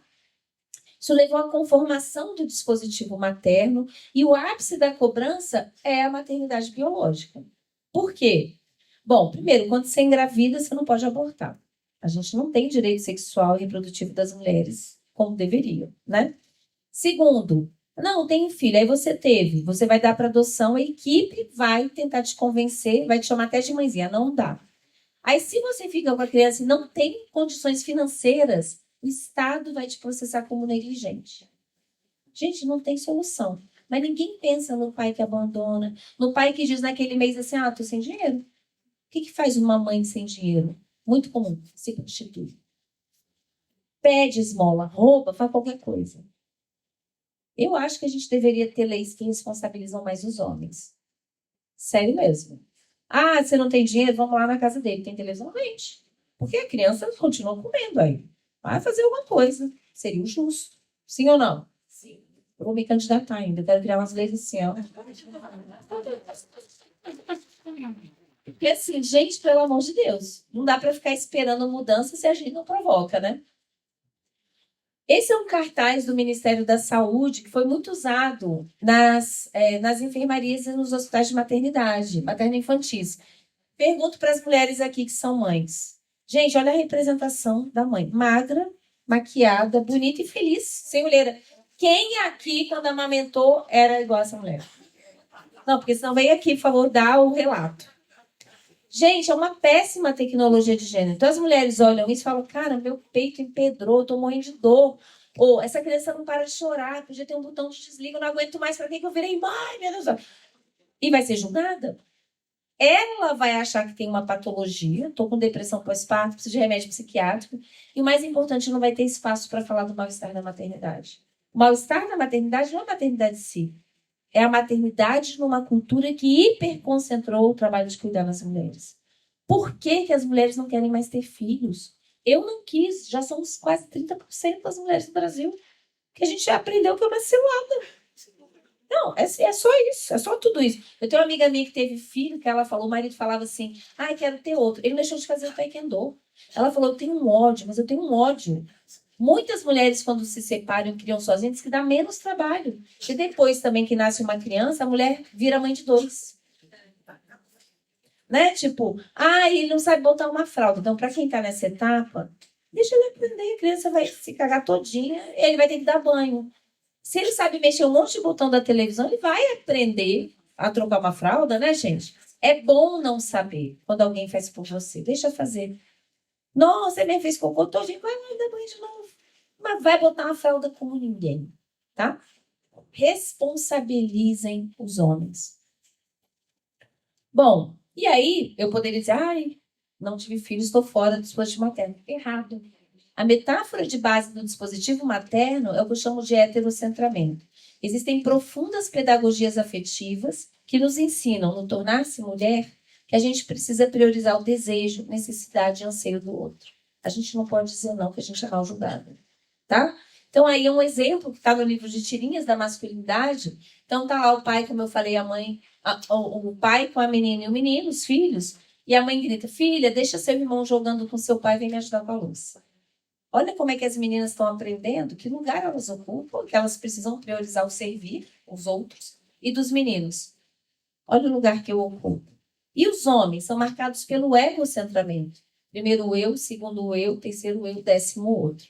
O egocentramento é pior que egoísmo, gente. Porque egoísmo é eu vejo que o outro existe e tá com dane-se. O egocentramento eu nem percebo. Vou dar um exemplo. Vocês vieram para cá, hoje, foram almoçar em casa e tinha, sei lá, um estrogonofe. Vocês fizeram estrogonofe ontem à noite. Ai, que delícia. Sobrou estrogonofe. Aí você sai daqui 6 horas da tarde e fala, cara, que fome, vou bater aquele estrogonofe. Abriu a geladeira, não tem mais nada. Amor, cadê o estrogonofe? Você queria? Veja, não é que ele pensou, ela vai querer e dane-se. Ele não pensou. O que geralmente as mulheres fazem? Como vou deixar um pratinho para quando ele chegar da universidade à noite. Então, para os homens aqui um desafio é aprender a cuidar e ter empatia pelos outros. Lembrar que os outros existem. Aprendam a cuidar. Vocês querem ajudar no combate ao machismo? Aprendam a cuidar. Gente, hoje eu vou passar o dia aqui, vamos juntar, as crianças vão ficar com a gente. Vamos lá curtir, fazer o que vocês estão afim. Aprendam a cuidar. É importante dizer que a maternidade interpela as mulheres como não interpela os homens. A maternidade é identitária para as mulheres como não é para os homens. Se você teve um filho quando você tinha 15 anos, aí você deu para adoção, foi morar lá em Roraima. Hoje você está casado e fala, amor, tem que te contar um segredo. Quando eu tinha 15 anos, eu engravidei na minha adolescência, eu dei para adoção. O quê? Capaz de abandonar. Que mulher é essa? Não te conheço. Mas se for o contrário, amor, tem que te contar um negócio. 15 anos aí, fiz um sexo com a menina, ela engravidou. Não conheço meu filho. Sério, amor, você não tem curiosidade? O homem não é julgado pela paternidade. Vejam, o pessoal da literatura, vejam as biografias, nem aparece os filhos. Primeira coisa que se diz de uma mulher é com quem ela casou, quantas vezes, quantos filhos teve. A gente é julgada pela nossa maternidade, tá? E aí é importante dizer que o homem ele é bem avaliado quando faz pouco. O Rodrigo Hilbert, gente. Botou o bebê aqui naquele canguru, foi na padaria, já está até no Facebook, no Instagram. E a mulher é julgada quando deixa de fazer. Rodrigo Hilbert é uma mãe comum. Quando uma mãe faz menos do que deveria, ela vai parar no CREAS. A gente tem um Estado que culpabiliza e criminaliza as mulheres, que é extremamente sexista. Tá? E aí é importante dizer que o fato da gente ser responsabilizada pelo cuidar nos leva àquilo que algumas autoras têm chamado de pobreza de tempo. Em geral, quando as mulheres saem do trabalho, quem é que passa na padaria, que tem que ver se tem queijo, se não acabou o arroz, o lanche da criança, a cartolina, nananana. As mulheres não têm tempo de ter um hobby, de fazer uma língua, de fazer coisas que vão melhorar a carreira profissional delas. O que eu quero dizer é que existe um impacto na vida profissional e isso leva ao impacto na aposentadoria. Deu para entender isso? A gente não pensa no futuro, mas provavelmente a gente vai receber muito menos de aposentadoria do que os homens, tá? Há uma expropriação do dispositivo materno na vida pessoal, mas também na vida profissional. O que eu posso dizer para vocês é que todas as profissões que passaram por uma feminilização, como, por exemplo, ser professor, passaram por uma precarização dos salários e das condições de trabalho. Então, veja, quando houve uma feminização do ensino básico, os homens migraram para o ensino médio, depois para a universidade. A universidade foi o último reduto e hoje a gente já é maioria. Houve precarização, salário e condições de trabalho.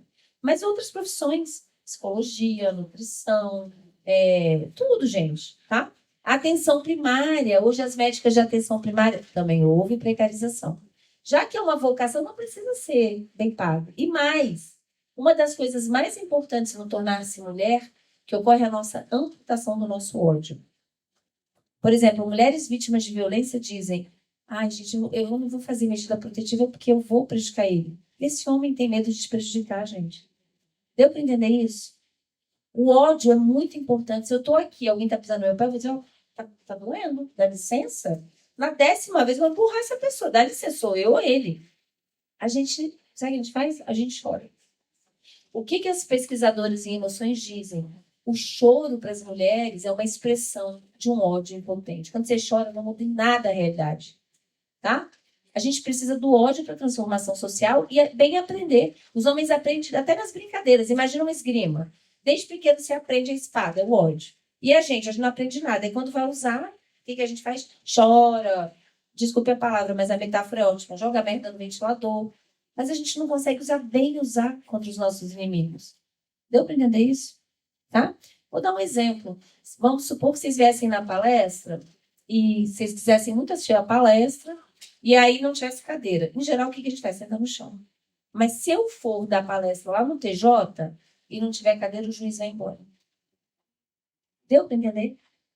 A gente aceita muito mais coisa. Então, a falta do ódio para a gente é muito ruim, tá? E os homens não são amputados. Isso faz toda a diferença na política. Você vai discutir com o homem, vem, tá. Fazer que as mulheres ficam, tá?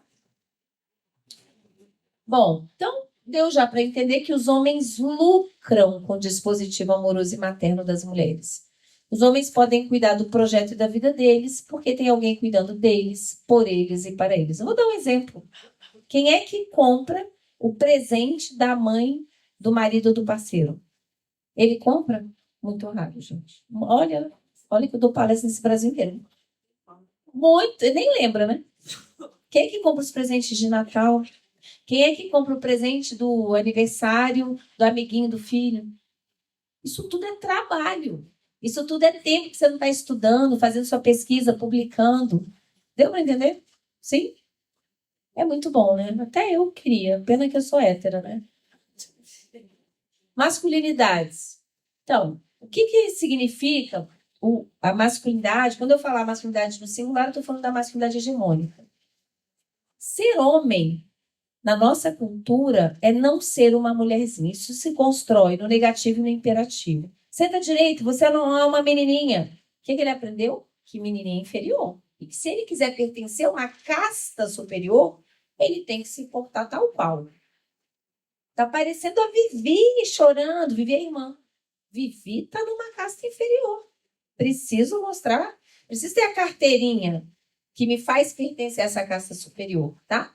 A principal carteirinha, como eu já expliquei para vocês, é a objetificação sexual. Vou voltar nisso.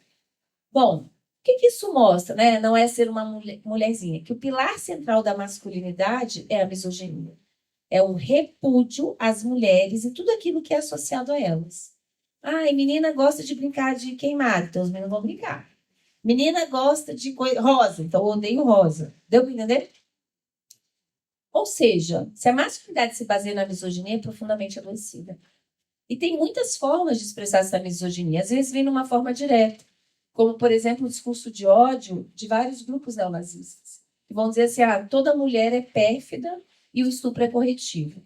Eu vi entrevista com um cara desses, ele falou, o jornalista perguntou, até sua mãe, sua filha? Sim. Estupro é um ensinamento para as mulheres. Acho que todo mundo vê que é um discurso de ódio, mas tem formas mais maquiadas. E, para mim, a principal forma de expressão da misoginia no nosso país é o quê? Objetificação sexual. É aquele homem que diz assim, mas eu sou a favor do Dia das Mulheres, porque eu amo mulheres. Isso não é amor, gente. Tá claro isso? Acho que esse é um ponto importante, né? É importante dizer que o tornar-se homem se baseia num embrutecimento, a aprendizagem, a pedagogia afetiva é de um embrutecimento na relação com o próprio corpo. Para de tremer de frio, cara, nem parece um homem, né? Tipo, para de ficar nhenhenhé. Ou seja, você tem que ser forte, mostrar força. O embrutecimento na relação com outros homens, das brincadeiras dos caras, é dar caldo, dar tapa, brincar de luta, né? Em geral é bruto, né? Na relação com as mulheres e na relação com as próprias emoções. É importante dizer, como eu falei, sobre a questão do quanto que a pornografia hoje é importante Isso tem sido discutido na literatura como uma pornificação da cultura que interessa ao mercado bilionário. Aquilo que eu falei, essa é uma imagem das tirinhas. Então, imagens que antes eram tipo, ó, super excitantes, hoje é nosso dia comum, né, gente? Você liga a televisão, tá? E de objetificação, o corpo da mulher sendo usado para tudo, para vender sapato, para... Eu vejo, às vezes, até no Instagram, e, claro, o capitalismo neoliberal é isso. O patriarcado sempre se reinventa. Você quer a mão, ele te dá o dedo para você ficar feliz. Então, os jovens, assim, se auto-objetificando por uma coisa subversiva. Ah, que interessante. Os homens estão adorando? Não estou vendo transformação nenhuma, porque a gente tem interesses conflitantes nisso daí. Sabe quando que eu vou acreditar na revolução das bundas? Quando eu tiver bunda caída, bunda com furúnculo, bunda de homem, muitas bundas. Bunda peluda, bunda negativa. Enquanto a bunda mostrada for cara e você tiver que gastar muito tempo na academia e essas beldades aí gastam 20, 30 mil para ter uma bunda sem celulite, bunda sei lá o quê, tem nada de revolucionário. O olhar pornográfico, ele veio também com o colonizador. A nudez é maravilhosa, mas o olhar pornográfico é fetichista, é coisificante. Tira a subjetividade desse corpo e dessa sexualidade. Deu para entender isso? Bom, como é que se constrói essa masculinidade? Então, estou falando da masculinidade sempre no singular e hegemônico. A gente vai ter masculinidades subalternizadas, que no Brasil, sobretudo, são as masculinidades negras e gays. Mas muito cuidado. Eu vejo principalmente uma tentativa de usar um guarda-chuva identitário para, literalmente, me desculpe a palavra, tirar o cu da reta, tá? Ah, não, eu sou gay, não tenho nada a ver com isso. Tem sim. Você tem privilégio, sim, apesar de sofrer violência intragrupo. Sou um homem negro. Ah, não tem nada a ver com isso, é uma subjetividade totalmente diferente. Não, mentira. Tem sim, tem sim. Dos homens negros, ainda tem uma interpelação de uma hipersexualidade sexual. Porque é racista, o Fanon dizia isso. Existe uma troca, uma metonímia de que o homem negro é um pão ambulante. E vai ser cobrado por isso. Se ele for um homem negro, gay, por exemplo, afeminado e com um pinto pequeno ou com alguma impotência, ele vai sofrer ainda mais preconceito. Então, a ideia da masculinidade hegemônica tem valores que vão permear todos os homens. Agora, quem chega lá próximo, total ninguém, mas quem chega lá próximo, um homem, branco, hétero, e não se esqueçam, porque essa parte do debate tem sido esquecida, proprietário. Tá? A questão classe material existe em ponta. E aí, como é que se constrói, então, a casa dos homens? Essa casa dos homens se constrói... como é que se constrói a masculinidade? Através da casa dos homens, que é uma metáfora de um autor, eu uso muito um sociólogo francês, que é o Daniel Vazerone.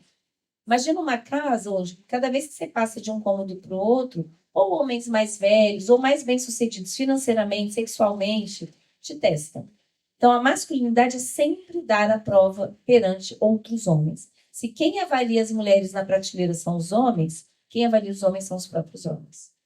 A masculinidade é homoafetiva e homossociável. Experiência comum na vida das mulheres héteras. Você fala uma coisa pro seu parceiro, aí sai para tomar uma cerveja com o amigo fala a mesma coisa. Ele, caraca, porra, o cara é puta, gênio.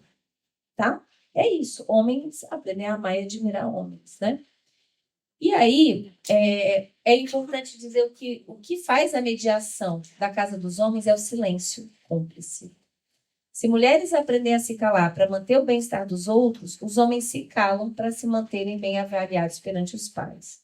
Então, para os homens que estão aqui, se você está num grupo de WhatsApp masculino, recebe nudes de mulheres, às vezes até de amigas que aquele cara namorou no trabalho, e você acha aquilo ridículo, mas você fica em silêncio, você é cúmplice.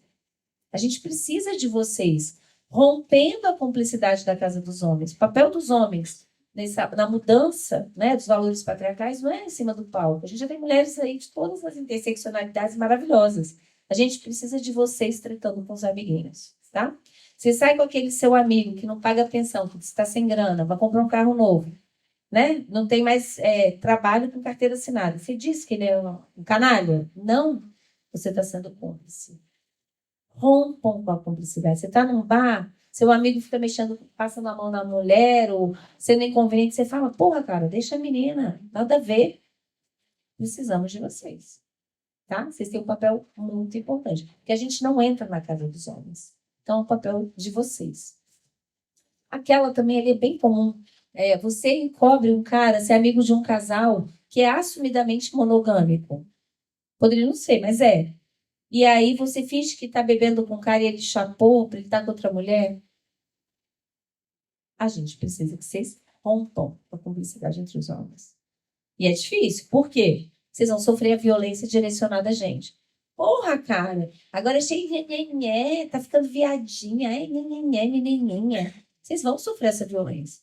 Mas banque, a gente precisa disso, tá?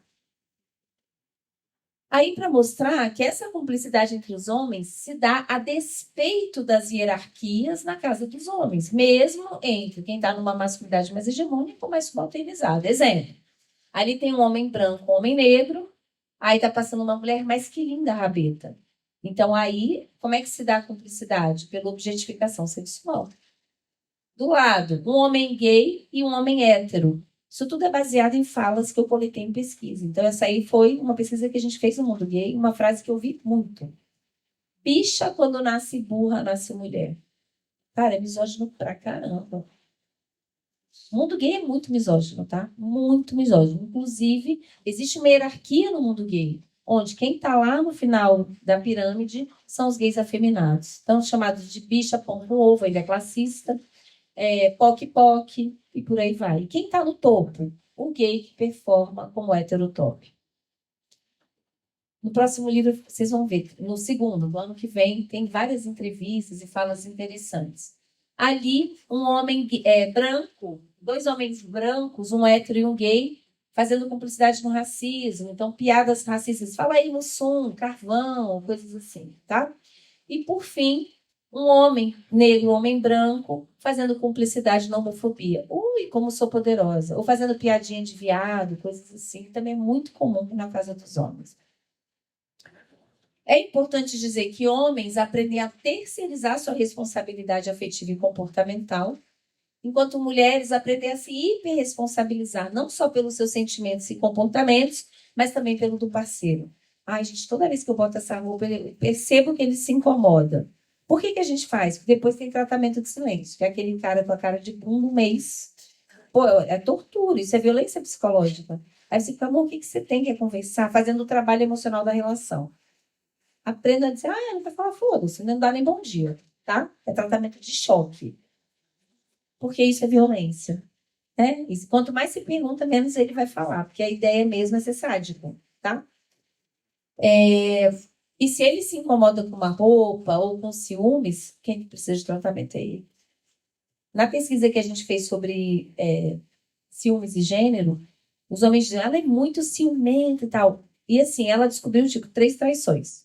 Aí a gente ia fazer entrevista com a mulher, não, sou muito insegura. Mas ela tinha sido traída várias vezes. E com os homens?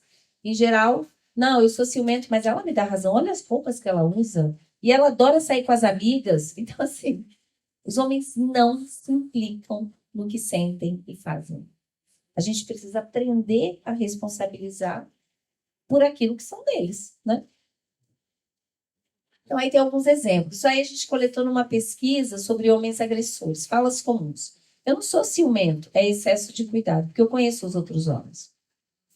Eu não traí aquela piranha que veio para cima de mim. Eu não bati nela, foi ela que me provocou. Isso, essa aí é muito comum. Não sou inseguro, é ela que me dá razão. Isso aí é do livro de tirinhas, tá? Das masculinidades. Mulheres. Ai, amiga, descobri que ele me traiu. Quê? Pois é, eu tô com muita raiva, mas acho que ele teve motivo. Não estava dando muita atenção para ele nos últimos tempos. Gente, mas é comum. Tem um jogador aí famoso, eu não vou falar nome porque eu não tenho dinheiro para advogado, eu só sou professora, né? Mas um que fez filhos, né? Podem ver, quando ele posta, é sempre assim, te amo, os brothers. Ele nunca posta que ama uma mulher, né? E a gente vê as mulheres que se envolvem com ele, a dificuldade de sair da relação. Porque, veja, eu falei que gênero é interacional. Eu falei para vocês, na prateleira, que a gente afeta a nossa autoestima, dependendo do lugar que a gente está, mas que afeta o modo como os homens desejam e a maior objetificação, quanto pior o lugar dessa mulher. Veja, se esse homem pega uma mulher bem localizada, tipo Marina Rui Barbosa, gente, é um troféuzão para os amigos. É muito diferente de pegar a pipoqueira da esquina, tá? Mas se a gente também pra gente, se eu estou aqui e recebo flores do Cauan Raymond, amanhã eu estou no jornal do IF, tipo, professora. Por quê? Quanto mais esse cara é chancelado na virilidade sexual, laborativa, é um espelho, eu faço um upgrade na Bolsa do Amor. É diferente de ser desejado pelo Zezinho da esquina. Deu para entender isso? Tá? Então, imagina, a dificuldade de sair de uma relação abusiva como esse jogador é como é que ela vai decair? O reflexo do espelho, de qualquer espelho, vai ser muito inferior a esse. Porque ele poderia ter todas as mulheres e ele me escolheu. O nosso botão de fragilidade, não se esqueçam isso, mulheres, é o ser escolhido. Então, exemplo, como é que é seu nome? Débora. Débora, sou um homem, tá? Débora, vou te falar, já tive várias mulheres, cara, mas igual a você. Você é a mulher perfeita para ser mãe dos meus filhos. Débora, eu já tive várias namoradas, mas eu confio tanto em você, eu vou te contar um segredo, aí te conto um trauma. Débora, eu já tive várias mulheres, mas você tem um charme, você tem uma coisa, cara, essa é a mulher mais linda que eu já tive. Os homens sabem, eles aprendem desde pequeno, inclusive até contar mentira, né? E aí, prestem atenção, porque na hora que aciona esse botão, a gente fica inebriada, a gente já fica completamente abestada, tipo, e a gente não consegue ver a perilice do homem. Deu para entender isso? Então, prestem atenção. É te fazer sentir especial, única, melhor de todas, e ainda se comparar com outras. Tá claro? Então, uma mulher numa situação dessa com esse jogador, imagine, poderia ter todas as mulheres, e me escolheu. Então, tem uma implicação narcísica. É difícil sair disso. É muito mais difícil, tá? Quando vocês forem trabalhar com esses conceitos, pensem o seguinte: eu estou falando de jogador conhecido internacionalmente, mas poderia ser aqui no bairro, sei lá, no Rosso Betim, gente, estou inventando. Poderia ser o dono do armazém de Betim, que é o cara mais conhecido, mais fodástico, que faz shows. É ele. Tá entendendo? Ele é o jogador regional. Se é uma cidade de interior, vocês entenderam o que eu quis dizer. E a masculinidade se baseia no dispositivo da eficácia, que tem dois pilares, a virilidade sexual e laborativa. Dito de forma sucinta, um verdadeiro homem, ele precisa ser um trabalhador provedor, inclusive ele vai ser julgado como homem por isso. Então, um pai, gente, ele não deixa faltar nada. Acabou, não precisa fazer mais nada, já está ótimo, tá? Se ele, por exemplo, vocês terem ideia, em grupos de ofensores que a gente pesquisou, ofensores sexuais, ou seja, abusadores, geralmente ele fala, cara, mas eu não deixo faltar nada para minha família. Juiz, quando vai julgar, mas ele nunca deixou de faltar nada para a família. Então, isso é uma carteirinha que parece que já seja um cara legal, basta, né? E a virilidade sexual, que importa vários valores do trabalho no capitalismo. Então, a ideia de ser quase um pênis ambulante, é ser um fodedor. Isso vem pela quantidade de mulheres, pela quantidade de relações sexuais. O Brasil é o segundo país que mais consome Cialis, que é tipo um Viagra. É porque a gente tem uma legião de broxas? Não, gente. É porque não basta ser bom. A gente tem uma cultura que é chamada de enhancement. Você tem que ser excelente, tá? Existe uma hipercobrança da virilidade sexual. E os homens aprendem a, vamos colocar assim, qual é a injunção da virilidade sexual? É a ideia também de impenetrabilidade. Então, dito de uma maneira muito direta, é fecha o cu e foda. O cu, não tem como eu falar isso de outro jeito, é o cu mesmo, né? Ele tem que ser entendido como um grande tabu e, principalmente, a ideia de ser impenetrável no corpo, mas também na alma, nas emoções. Então, para os homens que estão aqui, você está lá no barzinho e tal, aí liga a esposa, você, ei, meu amor, foi esse homem, a Rádio Pátria, esse é um vencido. A gente vai ter apelidos regionais, o Nordeste fala barriga branca, aquele pau mandado. É sobre isso. A paixão é ressentida na casa dos homens, para os homens, como algo desvirilizante. É um homem que perdeu o controle sobre as emoções. Ainda perdeu para uma mulher. Péssimo. Deu para entender isso? Vai ser zoado. Então, aí, exemplos de homens reconhecendo outros homens, né? Então, o cara lá, o CEO. Ah, esse é o cara. E tá com uma mulher bem localizada na prateleira. Nossa, esse é o cara, só pega as tops. Pode ver que até com jogadores de futebol, sempre tem uma legião de amigos, sempre junto. E assim, ele é pegador, o povo goza com o pau do cara. E ainda fica com as rebardas, né? Bom, e como é que isso se implica na questão da violência contra as mulheres? Os dispositivos vão participar totalmente. Então, ali tem a descrição do ciclo da violência, acho que todo mundo conhece. da Leonora Walker, que a ideia é o seguinte: começa a tensão, tem a violência, e aí geralmente o cara se arrepende. Ai, meu amor, vamos fazer aquela viagem lá para São Tomé das Letras, que você, né, te prometi. E vem a lua de mel. Gente, eu amei São Tomé das Letras.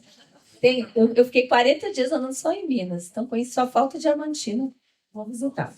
E aí, eu sou fã de Minas. E aí, assim, tem a lua de mel, aí começa de novo, vai crescendo a tensão. Então, ciclo. Só que esse ciclo não é no mesmo lugar, vai tendo uma espiral.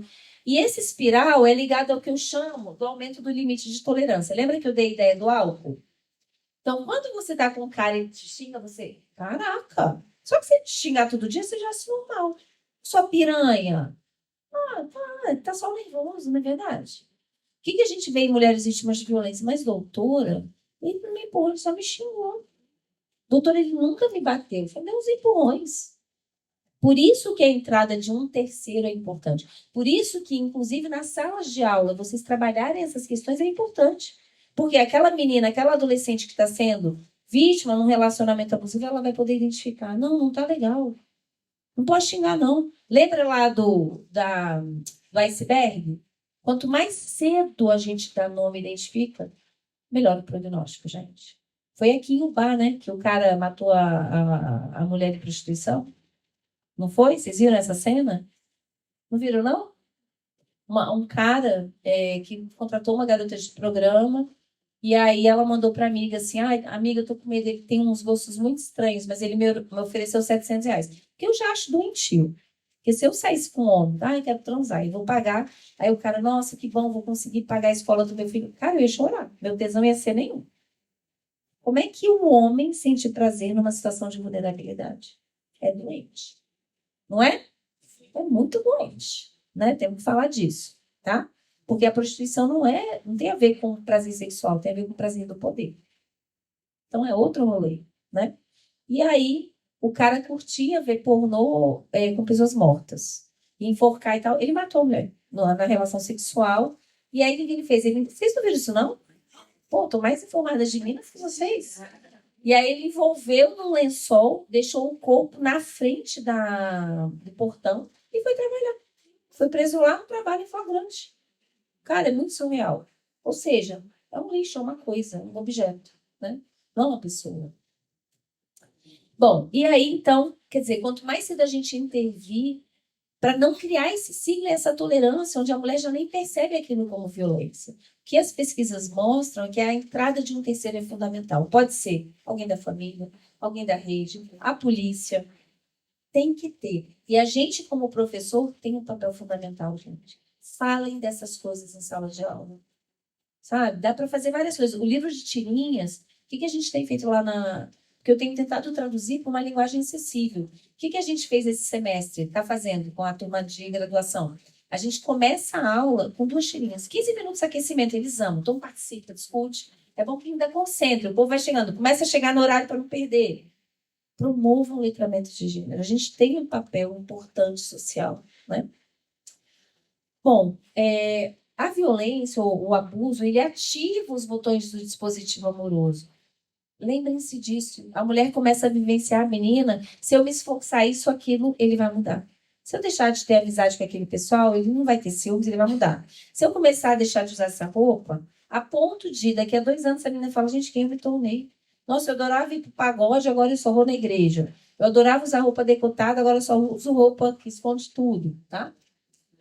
Lembrem-se que a coisa mais difícil, as mulheres não são burras, é matar a esperança de que ele vai mudar. Porque a gente aprendeu que depende do nosso esforço. E o que eu posso dizer para vocês é que você pode esforçar o que for, que não vai mudar, não.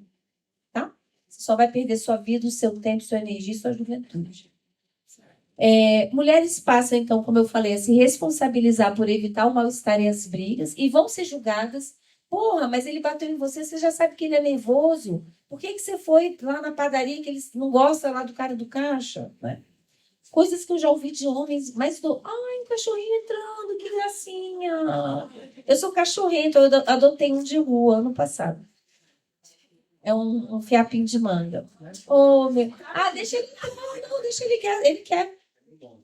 Eu sei. Não, Minas, você sabe que eu fiquei tão triste nesse ponto, eu fiquei... deixa ele aí, deixa ele aí. Eu amo os bichos. Eu vou ficar velhinha cuidando de bicho e mulher. E cogumelo. E aí, assim, eu vou fazer biologia, gente. Mas, assim, eu fiquei tão triste com essa coisa dos animais aqui. Aí, eu viajei de carro, eu comprei saco de ração e onde eu ia parando, eu ia botando ração. Enfim, meu sonho era ter um orfanato de bicho quando era criança. Bom, uma coisa também, o dispositivo amoroso e materno participa. Não vai fazer nada não, gente. Deixa o bichinho aí. Vocês estão com medo? Deixa ele aí. Olha só. Então, o dispositivo amoroso e materno está relacionado à retirada de medidas protetivas. A gente fez análise dessas retiradas. Para vocês terem uma ideia, vai prejudicar ele no trabalho? Ou, por exemplo, a gente ouviu de mulheres, nossa, isso vai prejudicar a relação do meu filho com ele. As mulheres se responsabilizam até pela paternidade. O pai é um cocô. Nossa, eu vou comprar um presente e dizer que o pai mandou. Já viram isso? É importante dizer que geralmente a violência contra as mulheres tem um sentido virilista. Quando um homem bate numa mulher, é o famoso pau na mesa. É como se ele dissesse assim, ele tentasse reinstaurar a, a hierarquia. Quem manda aqui sou eu. Eu já vi algumas teóricas tentando dizer, a reciprocidade da violência. Gente, o homem quando bate numa mulher é para voltar à hierarquia e dizer, eu mando. E uma mulher quando bate no homem, ela perdeu até o poder da palavra. É risível. Quando tinha aqueles programas Ratinho e tudo mais, é risível, tá? Então, o mesmo ato tem sentidos subjetivos diferentes. Se eu pego uma pessoa super magra, eu posso dizer que é anorexia? Não. Gandhi fez greve de fome por uma questão política. Então, externamente, não dá para você comparar a igualdade ou não. A gente tem que ver o sentido daquilo. E, especificamente no gênero, as relações de poder. Não acredito que você vai vir aqui, meu amor.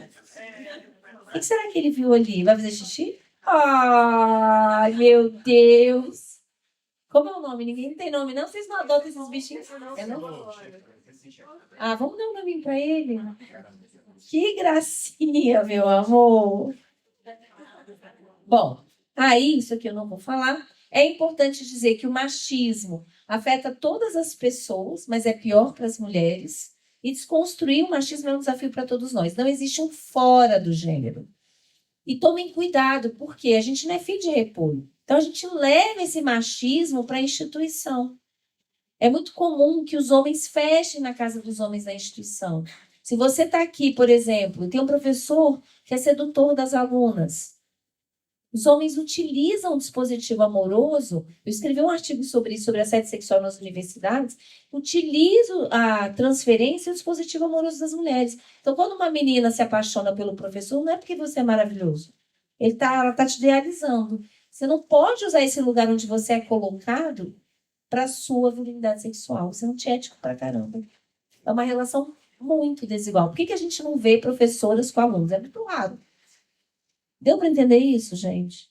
Isso pode ser até uma outra palestra, outra vez, eu vou falar só sobre assédio sexual, tá? Tem falas, eu posso depois passar o artigo para vocês lerem, leiam. Porque é isso, acho que isso também é uma formação importante. Então, para os homens que estão aqui, o coleguinha faz isso, chega pro coleguinha e dá um toque, ó, cara, não tá legal. Você quer passar o rodo geral? Passa fora aqui, do seu lugar de trabalho. Você está abusando de uma vulnerabilidade que é uma relação professor-aluno. Tá? Ou, por exemplo, dentro, tem uma reunião de trabalho, quando uma colega está falando, tem um cara que sempre interrompe. Cara, você vive cortando a fulana, deixa ela acabar de falar. Que quando a gente sofre a violência, a gente é amputada do ódio, lembre-se disso. A gente geralmente sente a raiva, tem muita choragem, não consegue se proteger. Para as mulheres que estão aqui, se tiverem só mulheres, sejam vocês. Fulano, você não deixa fulano acabar de falar, cara. Segura aí, deixa ela acabar. Ou fulano, você acabou de falar o que a fulana falou. Você só mudou a palavra. Vamos combater mansplaining, interrupting, etc. Tá? Essas violências que fazem parte do nosso cotidiano e que nos adoecem. Então, o letramento de gênero é um fator de proteção à saúde mental das mulheres, mas também dos homens. Então, aí são os livros, quem tiver interesse, tem na Amazon. Saúde Mental, Gênero e Dispositivos é o livro mãe, da onde vieram todos esses produtos à prateleira. O baralho Emancipação, que foi fruto de pesquisa de 2 anos e meio, é um ótimo instrumento para usar com jovens, adolescentes e jovens, e com gente velha. Joguem entre vocês também, que é bem divertido. O baralho é um jogo sério, então foi fruto de pesquisa, é baseado nos dispositivos e foi validado. Cada carta trabalha pontos específicos de coisas que eu falei aqui. O livro Prateleira do Amor é um livro de bolso, baseado nesse livro aí, grande. É um bom livro para dar para as amigas, esquecer no banheiro para avó ler, sabe essas coisas? Essa é a coleção que eu tenho coordenado junto com uma professora da Bahia. Agora ela vai sair, eu vou ficar sozinha, mas onde a gente tem como intuito resgatar a história de mulheres brasileiras e que foram esquecidas. Ou seja, para meninas a partir de 8 anos, meninos também, a ideia é estimular outras possibilidades identitárias fora do dispositivo amoroso e materno. Então, são mulheres que fizeram grandes contribuições para o Brasil. Algumas se casaram, outras não, tiveram filhos, mas isso não importa. Né? A Maria Quitéria, a Anise da Silveira e a Aniede Guidon. Eu trouxe o livro aí também, que foi quem fundou o Parque Nacional da Serra da Capivara. Né? Por isso que eu falei para a Aline que foi uma viagem inesquecível, porque eu fui lá no parque nessa vez que eu fui dar palestra nesse evento. A Aniede é maravilhosa, gente. Eu acho que é a maior arqueóloga da América do Sul e revolucionou, ou foi totalmente contra a teoria americana de que o Brasil teria sido povoado a partir de população humana vinda do Estreito de Bering pelo norte global. Estados Unidos ficou puto, claro que eles queriam ser colonizados primeiro, ser povoados primeiro, e ela mostrou que a gente recebeu pessoas tanto pelo Estreito de Bering quanto do continente africano, vindo pelo Oceano Atlântico. Deusa, né? Maravilhosa. Foi ridicularizada, ainda mais sendo mulher, e depois vários achados arqueológicos no Chile comprovaram que ela estava falando. Ela morreu esse ano. Minha próxima viagem, eu vou a Petrolina, e o pessoal estava se organizando para me levar lá na Serra. Eu ia dar o livro em mãos, mas ela faleceu antes, eu fiquei muito triste. Pelo menos eu consegui publicar o livro com ela ainda viva, né, em vida. E esse é o livro que hoje vai ter o lançamento também lá em BH. Eu trouxe o livro.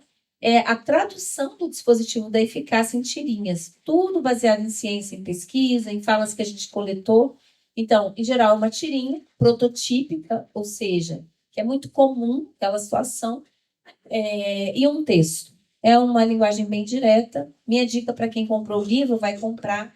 Não leiam sozinhos. Não é para sentar o livro e ler tudo de uma vez. Se vocês moram com outras pessoas, depois do jantar, aquele momento sem internet, vamos tirar e vamos ler uma tirinha, começando pela capa, e vamos discutir. Me empresta aqui, por favor. Não precisa, tá ali, obrigada. Mas, essa situação, quantas vezes já foram no bar e já viram? Vamos começar a falar dessa. Se tiver criança, melhor ainda, porque criança é ótima. Vai dizer assim, o tio Arturo sempre faz isso. E provavelmente na situação falar, tio Arturo, não pode, não é assim? Criança aprende, não pode atravessar, sei lá, se não tiver o sinal vermelho. Mamãe, tem que ser sinal vermelho, não é assim? É ótimo. Então, implique em crianças, adolescentes. Aí, por exemplo, seu marido pode falar, porra, meu pai fazia isso. Engraçado, isso eu sentia raiva, porque ele nunca cuidava. Aí vocês vão dizer, minha mãe passou por isso. Você já fez isso comigo. Então, também vai criar. Quanto mais você interpela a lembrança, quanto mais a aprendizagem passa pelo afeto, mais ela é eficaz. Tá? Compartilhem, vocês vão conhecer coisas também uns dos outros diferentes. E aí tem meus contatos, e era isso, gente. Obrigada. Vamos abrir para as perguntas?